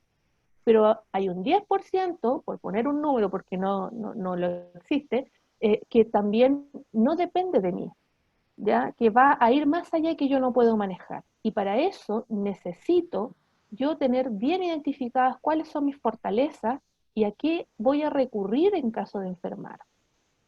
Primero, debo identificar las situaciones de riesgo. Como decíamos, tener súper claro que por el hecho de ser un paciente con cáncer ya estoy en alto riesgo.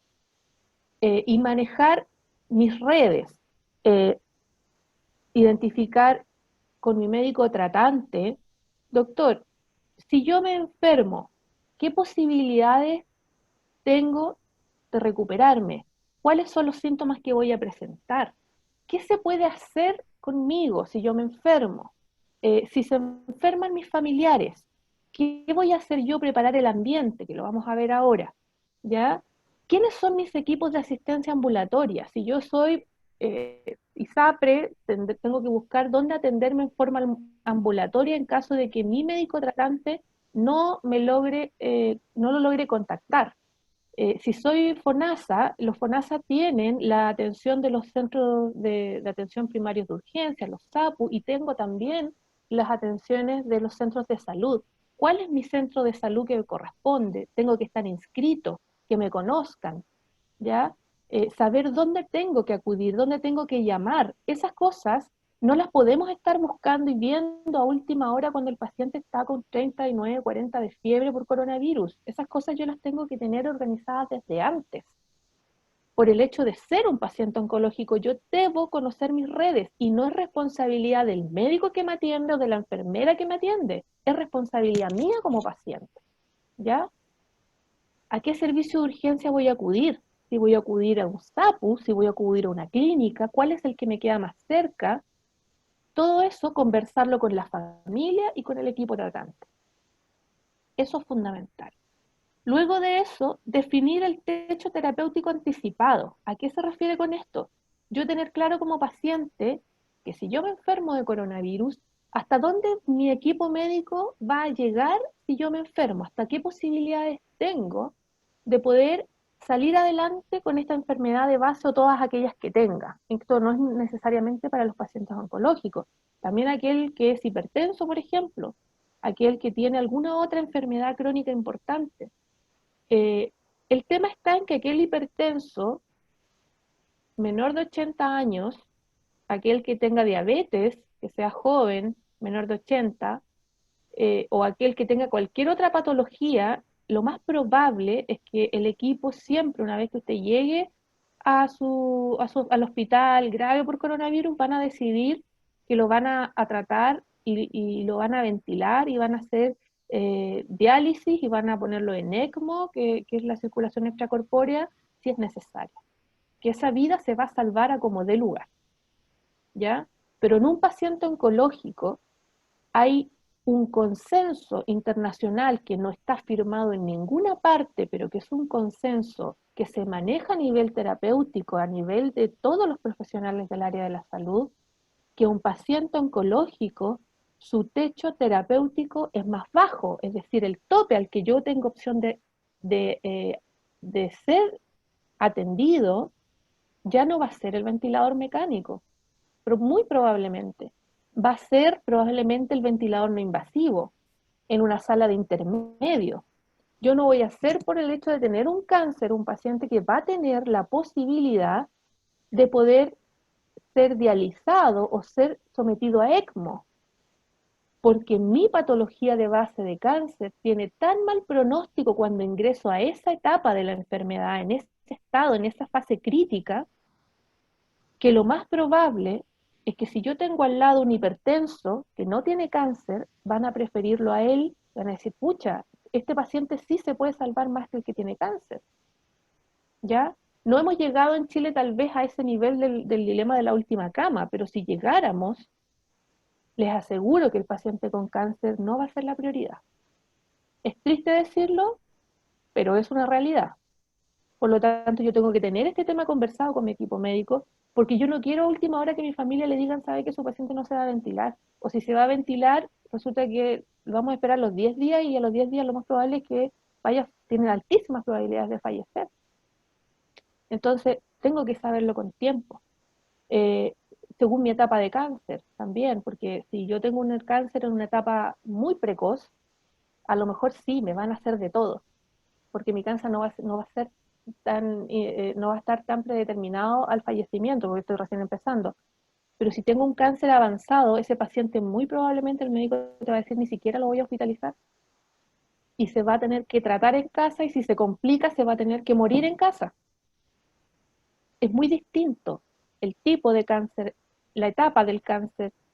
Yo como paciente, cómo estoy, tengo que saber para manejar todo esto. ¿Ya? No eviten hablar de la posibilidad de la muerte. No le tengamos temor porque todos nos vamos a morir. Todos. Con certeza, aquel que nació hoy día ya sabe que en algún minuto se va a morir. Por lo tanto, es una temática que no siempre se habla porque se le tiene miedo, porque tenemos una idiosincrasia en la que fuimos criados culturalmente con el temor a hablar de la muerte.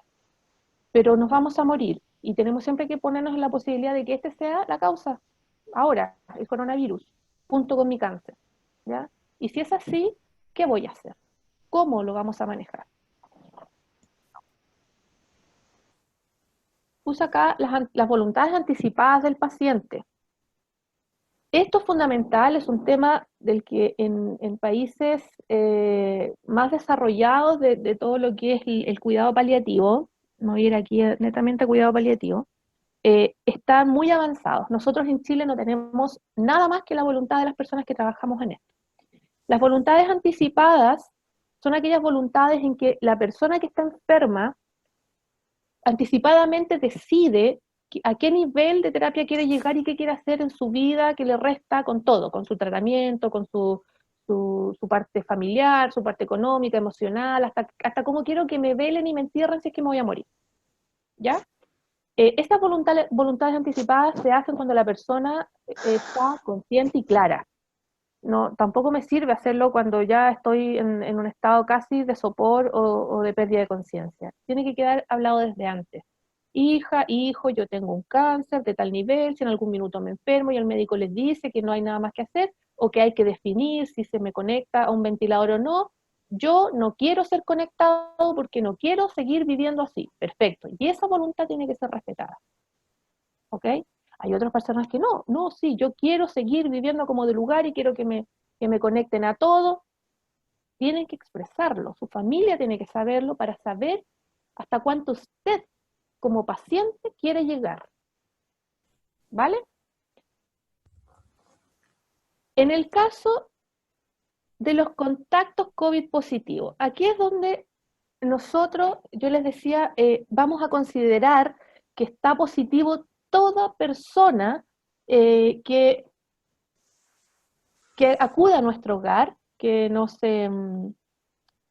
visite, aunque no tenga contacto positivo porque no tiene un PCR, porque no tiene síntomas ni nada, yo como paciente oncológico lo voy a considerar como que está positivo. Para mí todas las personas son positivas. Ese es el mejor resguardo que yo tengo. Y una vez que yo tengo un familiar, por ejemplo, ya, digo, perfecto, esta persona está positiva, para mí me vino a ver, por lo tanto yo me encierro en mi pieza y tiene que entender que yo estoy en confinamiento. Aquí el que pucha tía, que la voy a ir a ver, por cómo recíbame, que cómo puede ser tan mala, que no, el que te quiere te cuida. El paciente oncológico tiene que estar aislado. Si viene un familiar a verlo, lo siento, no es minuto. Quiero llegar viva al final de esto. Cuando esto termine nos vamos a ver. Pero no saco nada con verte ahora por el amor que te tengo y resulta que están en 2 semanas más muriéndome por coronavirus. Por lo tanto, eso es sumamente importante, visitas fuera. El manejo de los contactos positivos, cuando hay alguien de la familia, yo vivo con mis hijos, vivo con mis papás, no lo sé, y uno de ellos da positivo para coronavirus, puede hacer un confinamiento en casa, pasar la enfermedad en casa, pero eso es muy difícil de manejar al día de hoy, porque en el domicilio, si bien uno está confinado en la casa, ya sería terrible tener que confinarse a la pieza, ¿entiendes? Entonces, como muy complicado. Cuando las familias tienen en un mismo hogar un lugar aislado completamente, donde está la habitación y tiene un baño, por eso le puse ahí el baño define, tiene un baño para sí solo, entonces el familiar que está positivo puede aislarse. Puede ocupar ese dormitorio con ese baño independiente, ¿ya? Y aislarse en el domicilio. No obstante, aún así el riesgo es altísimo de que mi familiar oncológico se contagie. Voy a ocupar para esta persona, y en ese minuto en la casa, cuando hay un familiar positivo, inmediatamente se separan todos los cubiertos, esto es para el que está enfermo, se aísla en una bandejita todo lo que usa, el baño exclusivo para él, esa persona no sale en 14 días de su pieza. Yo no sé si eso será viable, ¿ya? Pero si es así en una casa, hay que hacerlo. Si ya no se puede aislar, porque no fue uno, sino que fueron más de uno los que se contagiaron y mi familiar todavía sigue sano, mi paciente oncológico, yo voy a aislar al oncológico, en su pieza, con su baño y todo, hasta que pase el resto que se enferme, ¿ya? No sé si, insisto, no sé si domésticamente esto sea lo más viable, que se pueda realmente hacer, pero si no es así, y no se cumplen estas condiciones con el cuarto de baño y el cuarto de pieza solo, lo mejor es sacar de ahí a la persona enferma, ¿ya? trasladarla de domicilio a un domicilio donde sí pueda llevar su cuarentena tranquilos y dejar a mi paciente oncológico tranquilo y saludable en la casa, aislado y todo, o de lo contrario, utilizar las residencias sanitarias, que aquel enfermo de la casa se vaya. Si el que se enferma es el cuidador del paciente oncológico, pues habrá que manejar quién lo pueda venir a cuidar mientras el cuidador se va a una residencia o se cambia de domicilio. Estas cosas son las que yo tengo que hablar previamente con mi familia y no esperar a que me toque, ¿ya? Tenerlo conversado desde ya. Atención a los síntomas. Es sumamente importante diariamente estar manejando y visualizando los síntomas de mi persona que está con cáncer.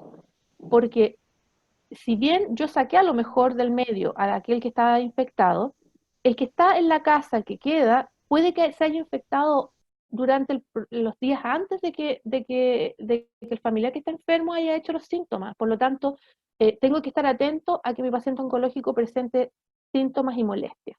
Ya cuando ya empiece con los típicos, que es la fiebre, la tos, el romadizo, mucho moco, la dificultad respiratoria, ya saber de qué se trata, estar atento, ¿ya? Y lo más importante es cuando ya el enfermo de coronavirus ya pasa su cuarentena, asegurarnos que esté completamente limpio, que efectivamente haya hecho sus 14 días desde el día de la PCR, independiente de que, desde el día del inicio de síntomas, independiente de que la PCR haya salido después y todo eso, mínimo 14 días desde que empezó con los primeros síntomas, ¿ya? Si puede más, y hacer una cuarentena de más de 14 días, ideal, ningún problema, para asegurarnos que no traiga nada, que la persona vuelva a la casa, que se desinfecten todos aquellos elementos, la ropa, la maleta que se llevó, las cosas que trajo, todo, ¿ya? Porque si me trae un virus, como decía Alejandra, mi paciente que tiene cáncer, muy probablemente se me puede enfermar grave, si es que toma este virus. Normalmente para las personas que somos sanas, que no tenemos enfermedades crónicas, menos un cáncer, nosotros necesitamos una gran carga viral para poder enfermarnos, pero los enfermos de cáncer no. Ellos con una carga viral bajita ya hacen enfermedad, ¿ya? Así que el retorno del positivo, de la familia positiva, debe ser muy importante. Luego vamos a ir avanzando al momento en que ya mi familiar con cáncer se ha diagnosticado, se ha contagiado de coronavirus. Yo voy a poner la sospecha en los síntomas respiratorios. Como les decía, empezó con fiebre incluso mayor de 38. Con fiebre menor de 38 no siempre indica necesariamente una infección viral, porque recordemos que las personas con cáncer hacen fiebre tumoral. Los tumores producen fiebre baja, de menor de 38 grados o 38 y algo, poquito, ¿ya? Y es intermitente esta fiebre, viene de repente y se va. Y cede al uso de paracetamol, por ejemplo. Pero si ya es una fiebre sobre 38 grados, que no cede, yo digo, wow, aquí esta cosa ya no es del tumor, puede ser el coronavirus que nos está afectando. Y también otras como dificultad respiratoria, como cianosis, que es el color azulado que puedan tener las personas tanto en los deditos de las manos como en los labios, por ejemplo, en los lóbulos de las orejas, en los pies. Eso nos está informando de que hay alguna alteración respiratoria. Taquicardia también puede ser, sudoración, ese tipo de cosas nos va a informar que ya hay síntomas respiratorios. Y otras cosas que ocurre es que no siempre se hacen síntomas respiratorios, sino que perfectamente las personas se pueden descompensar de sus enfermedades crónicas. Si yo junto con tener mi cáncer tengo además diabetes, yo por ejemplo puedo tener una alteración importante de mi diabetes, una hipoglicemia que no se justifica con nada, una hiperglicemia, una crisis de tensión arterial en caso de los hipertensos, ¿ya? O no sé, si yo soy enfermo renal, voy a tener una crisis de enfermedad renal importante, voy a tener una anuria, voy a dejar de orinar, o aquel que tiene gota va a tener una crisis de gota, ¿ya? Y eso yo dice, pero ¿por qué? Si yo he estado súper bien de mi tratamiento, he andado bien, impecable, ¿cómo me vino esta crisis de un momento para otro? Sospecha de coronavirus inmediatamente, ¿ya? No todas las personas que se enferman de coronavirus lo van a hacer con síntomas respiratorios. Muchos de ellos no tienen síntomas respiratorios y se enferman, se complican de sus enfermedades crónicas previas. Entonces, siempre que hay una complicación, uno tiene que sospechar que es coronavirus, ¿ya? Yo voy a hacer la consulta inmediatamente cuando tenga estos síntomas a mi médico tratante. Si no lo puedo ubicar, como yo ya soy súper hábil y la enfermera me enseñó que tenía que tener mi equipo de respaldo, voy a ubicar al equipo de respaldo. Centros de salud, médico alterno, la enfermera del programa, lo que sea. Y voy a consultar. No voy a esperar a que esto empiece a pasar, porque a lo peor la enfermera, el médico me va a decir, sabe que no es tan grave, quédese tranquila. Pero ¿y si no? ¿Y si es grave y yo no consulto por temor o porque no quiero o porque me parece que no es suficiente? Entonces consulten. En consultar, la consulta es gratis. Háganlo, ¿ya? Y ahí el equipo los va a ir orientando.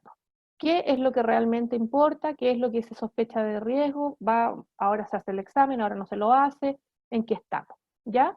Ahora, lo más probable es que le van a hacer el examen. Ya, si ya vaya a hacerse el examen, perfecto. Se va a hacer el PCR y el PCR, aunque ustedes no lo crean, tiene una altísima probabilidad de un falso negativo. Es decir, que entre 3 a 4 personas con coronavirus, que lo tienen efectivamente, que se hacen el PCR, les va a dar negativo. Y uno se confía y dice, no, no lo tengo, me dio negativo, pero resulta que soy parte de ese 30 o 40% que lo tiene y que no le informó el examen. El otro 60 o 70 sí, les va a informar.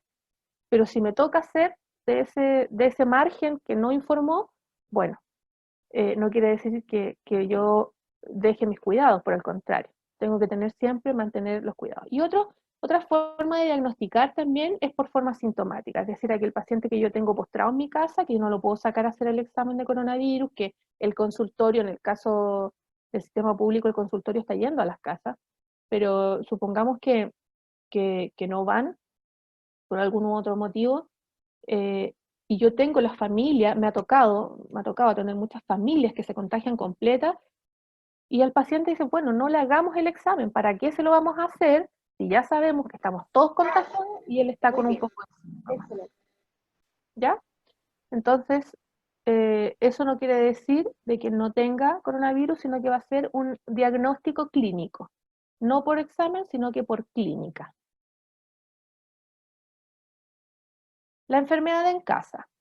Yo tengo dos opciones, como digo, vamos ascendiendo en el nivel de complejidad de la enfermedad.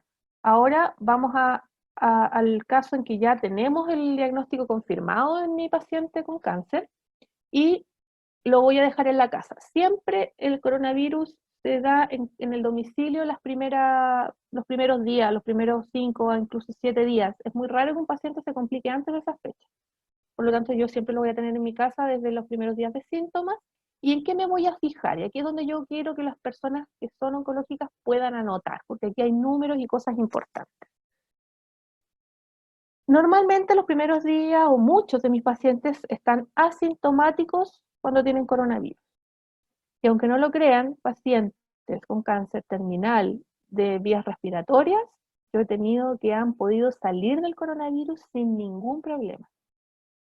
Y las familias incluso, hay varios miembros que se han tenido que hospitalizar, pero ellos pasan sin penas ni gloria. Ha sido una maravilla de encontrar, la verdad es que es algo que yo nunca pensé. Yo pensé que todos mis pacientes como yo trabajo con pacientes mayoritariamente con cáncer pulmonar avanzado, dije, todos mis pacientes que tengan coronavirus se me van a morir. Y no es así.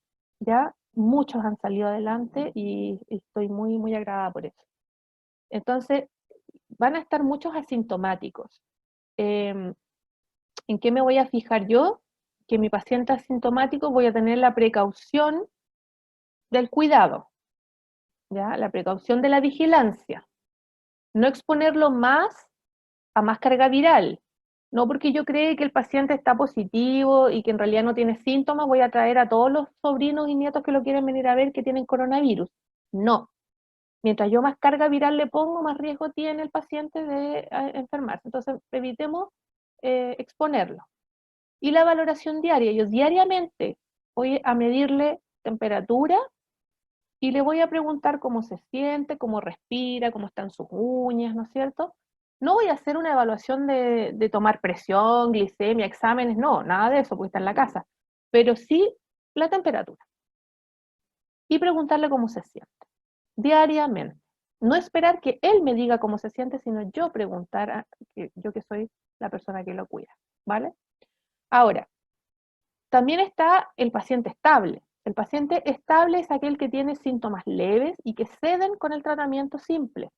Es decir, fiebre bajo 39 grados o que se controla con paracetamol. Pueden llegar a tomar hasta 4 gramos de paracetamol, 1 gramo cada 4 horas. Normalmente la dosis más indicada es 1 gramo cada 8 horas, perdón, 3 veces al día. En caso de fiebre sobre 38. Si no hay fiebre sobre 38, no es necesario. Recordemos que la fiebre es un mecanismo por el cual el sistema inmunológico produce defensas. Por lo tanto, es necesaria. Lo que pasa es que sobre 38 grados Celsius podría generar mayor complicación neurológica u otras, deshidratación también, y por eso la controlamos, pero no por otro motivo. Así que sobre 38 grados, yo le puedo dar 1 gramo de paracetamol cada 8 horas si es que mi paciente no es alérgico al paracetamol. Sin ningún problema, no necesito la prescripción de un médico para eso, ¿ya? Si él es alérgico al paracetamol o es intolerante, debo llamar a mi médico para consultar. Si presenta disnea, que es la dificultad respiratoria leve, que es controlable, es una cosa así que yo me ahogo un poquito, pero si yo me quedo sentadito en la cama, tranquilo, pasa. Ya normalmente la dificultad respiratoria se va a dar más de noche, porque hay una tendencia también a que el organismo se descompensa un poquito más de noche porque bajan, así como uno duerme también todos los sistemas de alerta y de compensación del cuerpo. Por lo tanto, uno se pone más disnéico de noche, ¿ya? Pero si esto no se acompaña de taquicardia, no se acompaña de color azulado en los dedos, ni nada de eso, es una disnea que se pasa al respirar profundo. Yo puedo hacerlos respirar, que se sienten, que cierren los ojos, se calmen y comienzan a respirar con lo típico que nos hacían en el colegio, así como levante los brazos y la inspiración larga. Y voto suave, ¿ya? Esos son mecanismos domiciliarios para el manejo de la disnea. Si pasa con eso, perfecto. Es una disnea leve, síntoma leve, no pasa nada, ¿ya? Lo otro que puede dar también en abundancia es la diarrea. La diarrea también puede ser 1 o 2 episodios diarios sin mayor problema y que la persona no se siente débil, ningún problema, pasa. Cuando ya yo tengo de 3, 5 episodios diarios con abundante deshidratación, que se me van los ojos hacia adentro, que noto mi piel seca, ¿ya? O que ya las piernas me tiritan porque perdí mucho electrolito con la diarrea, entonces ya estamos ante un síntoma que está siendo inestable. Mientras yo lo pueda controlar, no me genere mayor problema, perfecto, la mantengo en casa. ¿En qué me voy a fijar? En que debo tener una hidratación adecuada. O hidratación no solo con agua, sino también con electrolitos que pueden ser, en caso de la diarrea, sería bueno darle al paciente de estas bebidas isotónicas que son para los deportistas, las Gatorade, las Powerade, todas las ACE, ¿ya? Una botellita diaria más abundantes líquidos, ¿ya? Ahora, también, por ejemplo, al tecito ponerle una puntita de sal, una puntita, no nos vayamos a ir así como por el té salado, ¿ya? Eso ayuda. Sopita, las sopitas Maggi, súper buenas para recuperar sal, ¿ya? Si quiere comerse algo salado, un dulce, una papa frita, una ramita, ningún problema, unas cuantas, unas 5, no nos vamos a poner a comer el paquete completo, que tampoco es lo ideal, aquí los oncólogos me van a querer matar, así como le está diciendo que como papas fritas al paciente que tiene cáncer. Pero pucha, si estamos con diarrea, ningún problema, ¿qué nos vamos a hacer? Unas 4 o 5 papitas fritas, ya, ¿vale? Es una forma de adquirir sodio. Y lo importante es que ya aquí cuando el paciente presenta síntomas, yo ya lo voy a evaluar cada 12 horas. Y cada vez que él me diga que se siente mal, evaluarlo con cuaderno en mano. Anoto, día, Hora, temperatura, síntomas. Tuvo una diarrea, tuvo 2 diarreas, ¿cómo fue? No tuvo diarrea, está con dificultad respiratoria, está sin dificultad. Entonces, cuando ya hay síntomas, yo evalúo cada 12 horas para ir viendo los cambios, ¿ya? En el caso de que ya el paciente se me pone inestable, que está con estos síntomas que nombramos importantes, que ya no solo no ceden, no paran, sino que además van en avance, que su fiebre llega a 39, o que aunque esté en 38,8, por ejemplo, no pasa con los 3 o 4 gramos de paracetamol al día, ya tiene dificultad respiratoria cuando está descansando. O sea, ya no es que cuando vaya al baño se canse, sino que ahora, estando en cama, quieto, está con mucha dificultad respiratoria. O si ya noto que está con los deditos azules, los labios azules, la diarrea que pasa de 5 episodios diarios, que ya está con deshidratación, letárgico en la cama, que apenas me habla, que está cansado, que jadea, así. O con taquicardia. La taquicardia son las pulsaciones mayores a 100 por minuto. Yo no necesito estar un minuto ahí tomándole la pulsación en la mano o en el cuellito. Puedo estar 30 segundos. Si en 30 segundos hace más de 50, lo multiplico por 2 y me sale la pulsación por minuto. Y ya si es más de 100, estamos hablando de una taquicardia. Si esto no para, no cede, sino que es persistente durante las horas, y yo veo que esto evoluciona en 6 horas o evoluciona en 12 horas, ¿qué voy a hacer? Voy a contactar a mi equipo ambulatorio si los síntomas no ceden. No ceden, no quiere decir que avancen, pero si los síntomas no paran durante 12 horas, yo contacto a mi equipo para definir, que ellos me digan qué hacer o si es necesario llevar a algún centro de urgencia.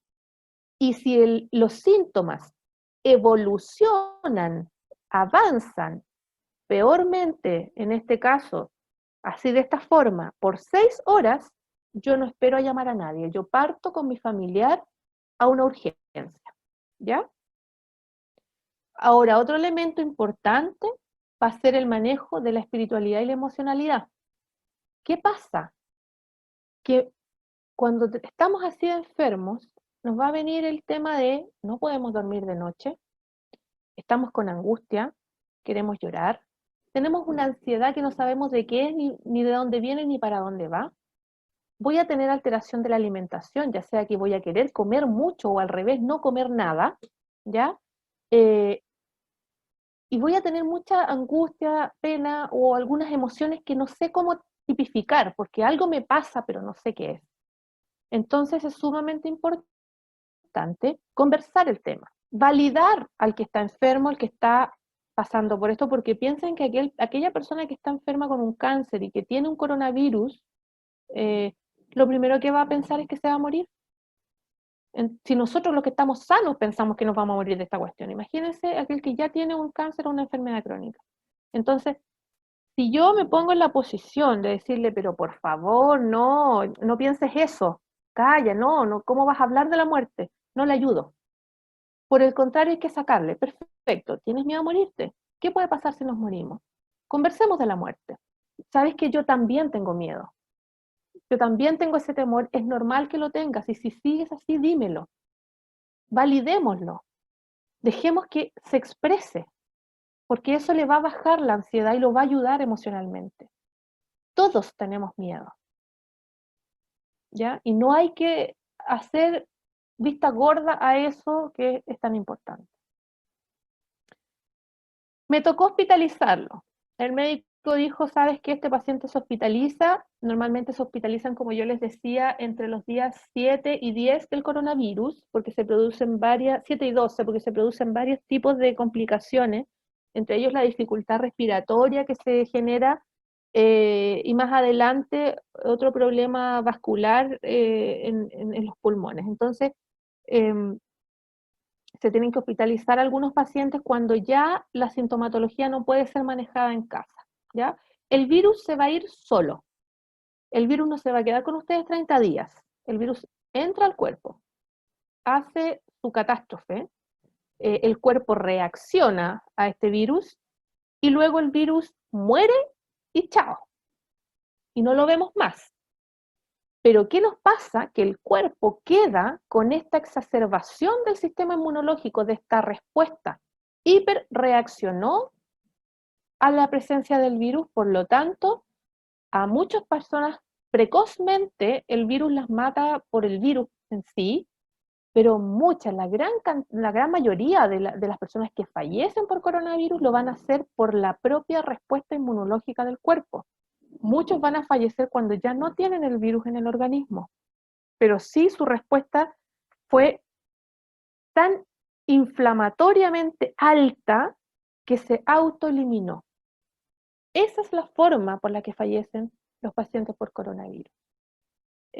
Entonces, yo voy a hospitalizar a mi familiar entre el día 7 y el 12, muy probablemente, si ya no el virus no fue tan terrible, es porque su sistema de respuesta está siendo muy exacerbado. Y eso es lo que hay que controlar en la hospitalización para ver si logramos sacarlo. O muchas veces, estando en casa ya no se puede, por ejemplo, controlar, necesita mucha alta dosis de oxígeno.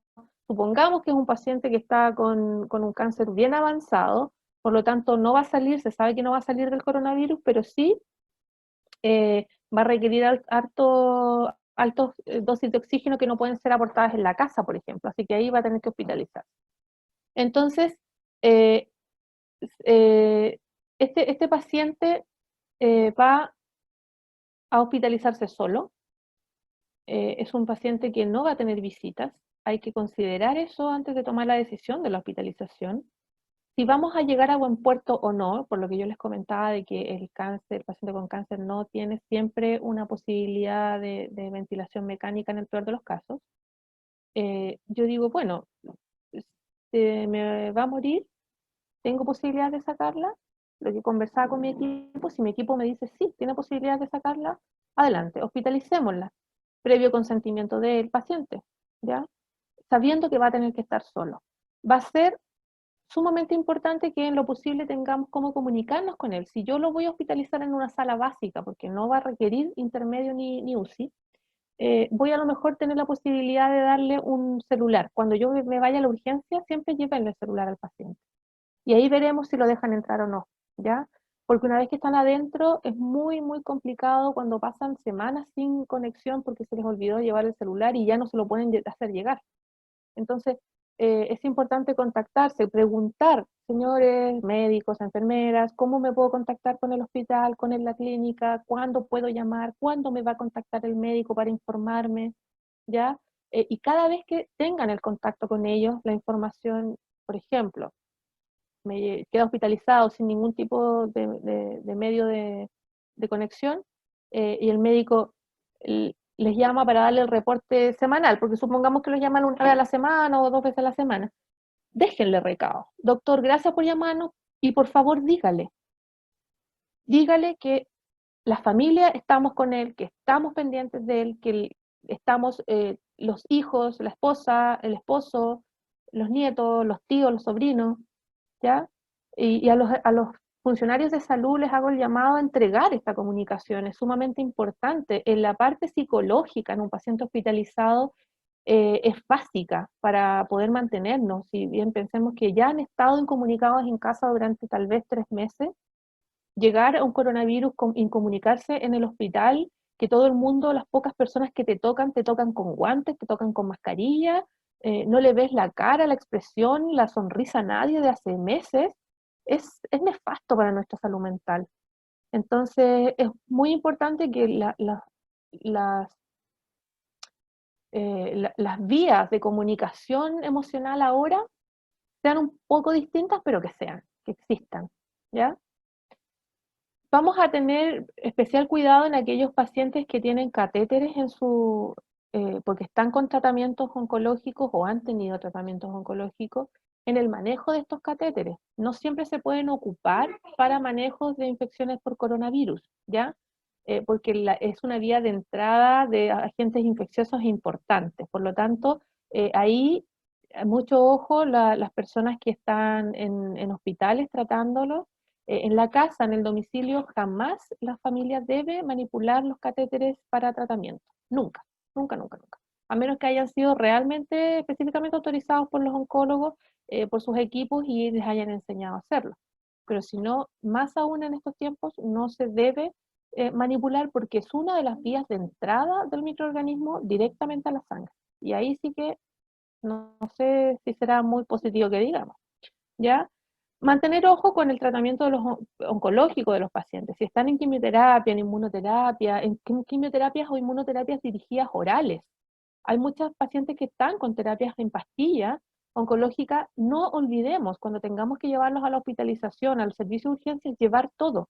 Porque como no los podemos hacer, no nos podemos entrar a ver después, no podemos hacer llegar las cosas después. Tenemos que llevarlas en el minuto, así como llevamos el celular y vemos todos los fármacos, ¿ya? Y, y bueno, y lo último de lo que quisiera hablarle es del dilema ético que se genera en el paciente hospitalizado y también no hospitalizado, en el dilema que tenemos cuando eh, tenemos que definir si vive o no vive. No vamos a ser nosotros quien va a definir la vida la da el propio organismo, según sus creencias las puede dar Dios, Mahoma, no sé, quien ustedes quieran, pero la verdad es que definir si seguimos tratando. Eh, no nos cerremos, no nos cerremos a pensar de que hay que sacarlos adelante a como de lugar. Preguntémosle siempre a la persona que quieres. Muchas personas de 70, 80, 90 años te dicen, yo ya no quiero más, y ellos están dispuestos a morir por no seguir insistiendo en terapias que los van a dañar más o que los van a hacer ensañamiento con ellos. No nos ensañemos, pensemos que un paciente con cáncer es una persona que ya ha pasado por mucho, ha pasado probablemente por cirugía, por quimioterapia, por radioterapia, por procedimientos complejos. eh, entonces, muchas veces ya, sobre todo adultos mayores, están cansados y no quieren seguir insistiendo y no quieren seguir con invasiones que les puedan igual al final comprometer la vida, y ellos te van a decir probablemente quiero estar en mi casa, quiero morirme aquí en mi casa. Entonces respetémoslo y conversémoslo con tiempo. ¿Ya? Morir, yo siempre digo, morir es un acto sublime. Tenemos una sola opción de morir en la vida, por coronavirus, por cáncer, por lo que sea. Hagamos que ese día que vamos a morir sea sublime, sea lo mejor posible, que no sea traumático. Y la forma que no sea traumática no es metiéndome tubos por todos lados para que yo trate de vivir o trate de no sentir. La forma que no sea traumática es teniendo a toda mi familia alrededor y dándome cuenta que el momento de la muerte tiene que ser en familia así como nacemos. Nosotros nacemos a través de un trabajo de parto, de varias horas en que nos preparamos, tanto las mamás como los bebés, para salir a la vida. Y nacemos en familia. Tenemos que morir igual, tenemos que morir en familia, tenemos que morir acogidos en familia, ¿ya? Y no traumatizados. Cuando le perdamos el temor a la muerte y nos familiaricemos, entonces nos vamos a dar cuenta que no es tan terrible. ¿Mm? Bueno, eso ha sido mi presentación. Les doy las gracias por haberme escuchado. Yo no escucho a nadie, entonces yo no sé si me están escuchando. Te estamos escuchando atentamente. La verdad que la gente no se ha movido, ha estado todo este rato atentamente escuchándote. La verdad que te felicito. La presentación, aparte rotunda, muy humana. Qué fortuna tienen los pacientes que están al cuidado de tu equipo y de ti. Gracias. De realmente estos temas que son muy complejos de tratar, obviamente desde lo que significa ya tener cáncer o eventualmente tener además la pandemia conectada a tu cuerpo, es el proceso de la muerte. Lo hemos hablado tantas veces en jornadas en el tórax, pero qué bueno que hoy día lo pudimos compartir. La verdad que más que una presentación fue una clase, Rebeca. Te lo agradezco mucho. Era lo esperado de ti y de tu trabajo tan amoroso. Y queremos agradecerles a todos, por supuesto a ti, Rebeca, a tu familia que donó tiempo tuyo para que estuvieran hoy día presente aquí. Sí, A los la tengo amarrados. gente, ¿los tienes a todos muteados allá? Sí, los tengo amarrados con A la Simona, todo. corbatas así para que no... Oye, bueno, gracias a todos. Esperamos que con esto haya quedado un poco más claro el fenómeno del cuidado del paciente, así como también de la protección personal. Esta jornada quedó grabada, nosotros la vamos a editar y la vamos a subir a nuestras redes para que la podamos repetir y compartir, para que así todo el mundo se entere. Y próximamente seguramente nos vamos a encontrar en otras actividades tan interesantes como esta. Rebeca, muchísimas gracias. Gracias. Familia, cariños para todos por allá. Y nos vemos en una próxima actividad. Listo, pues. Hasta luego, linda. Que estés muy bien.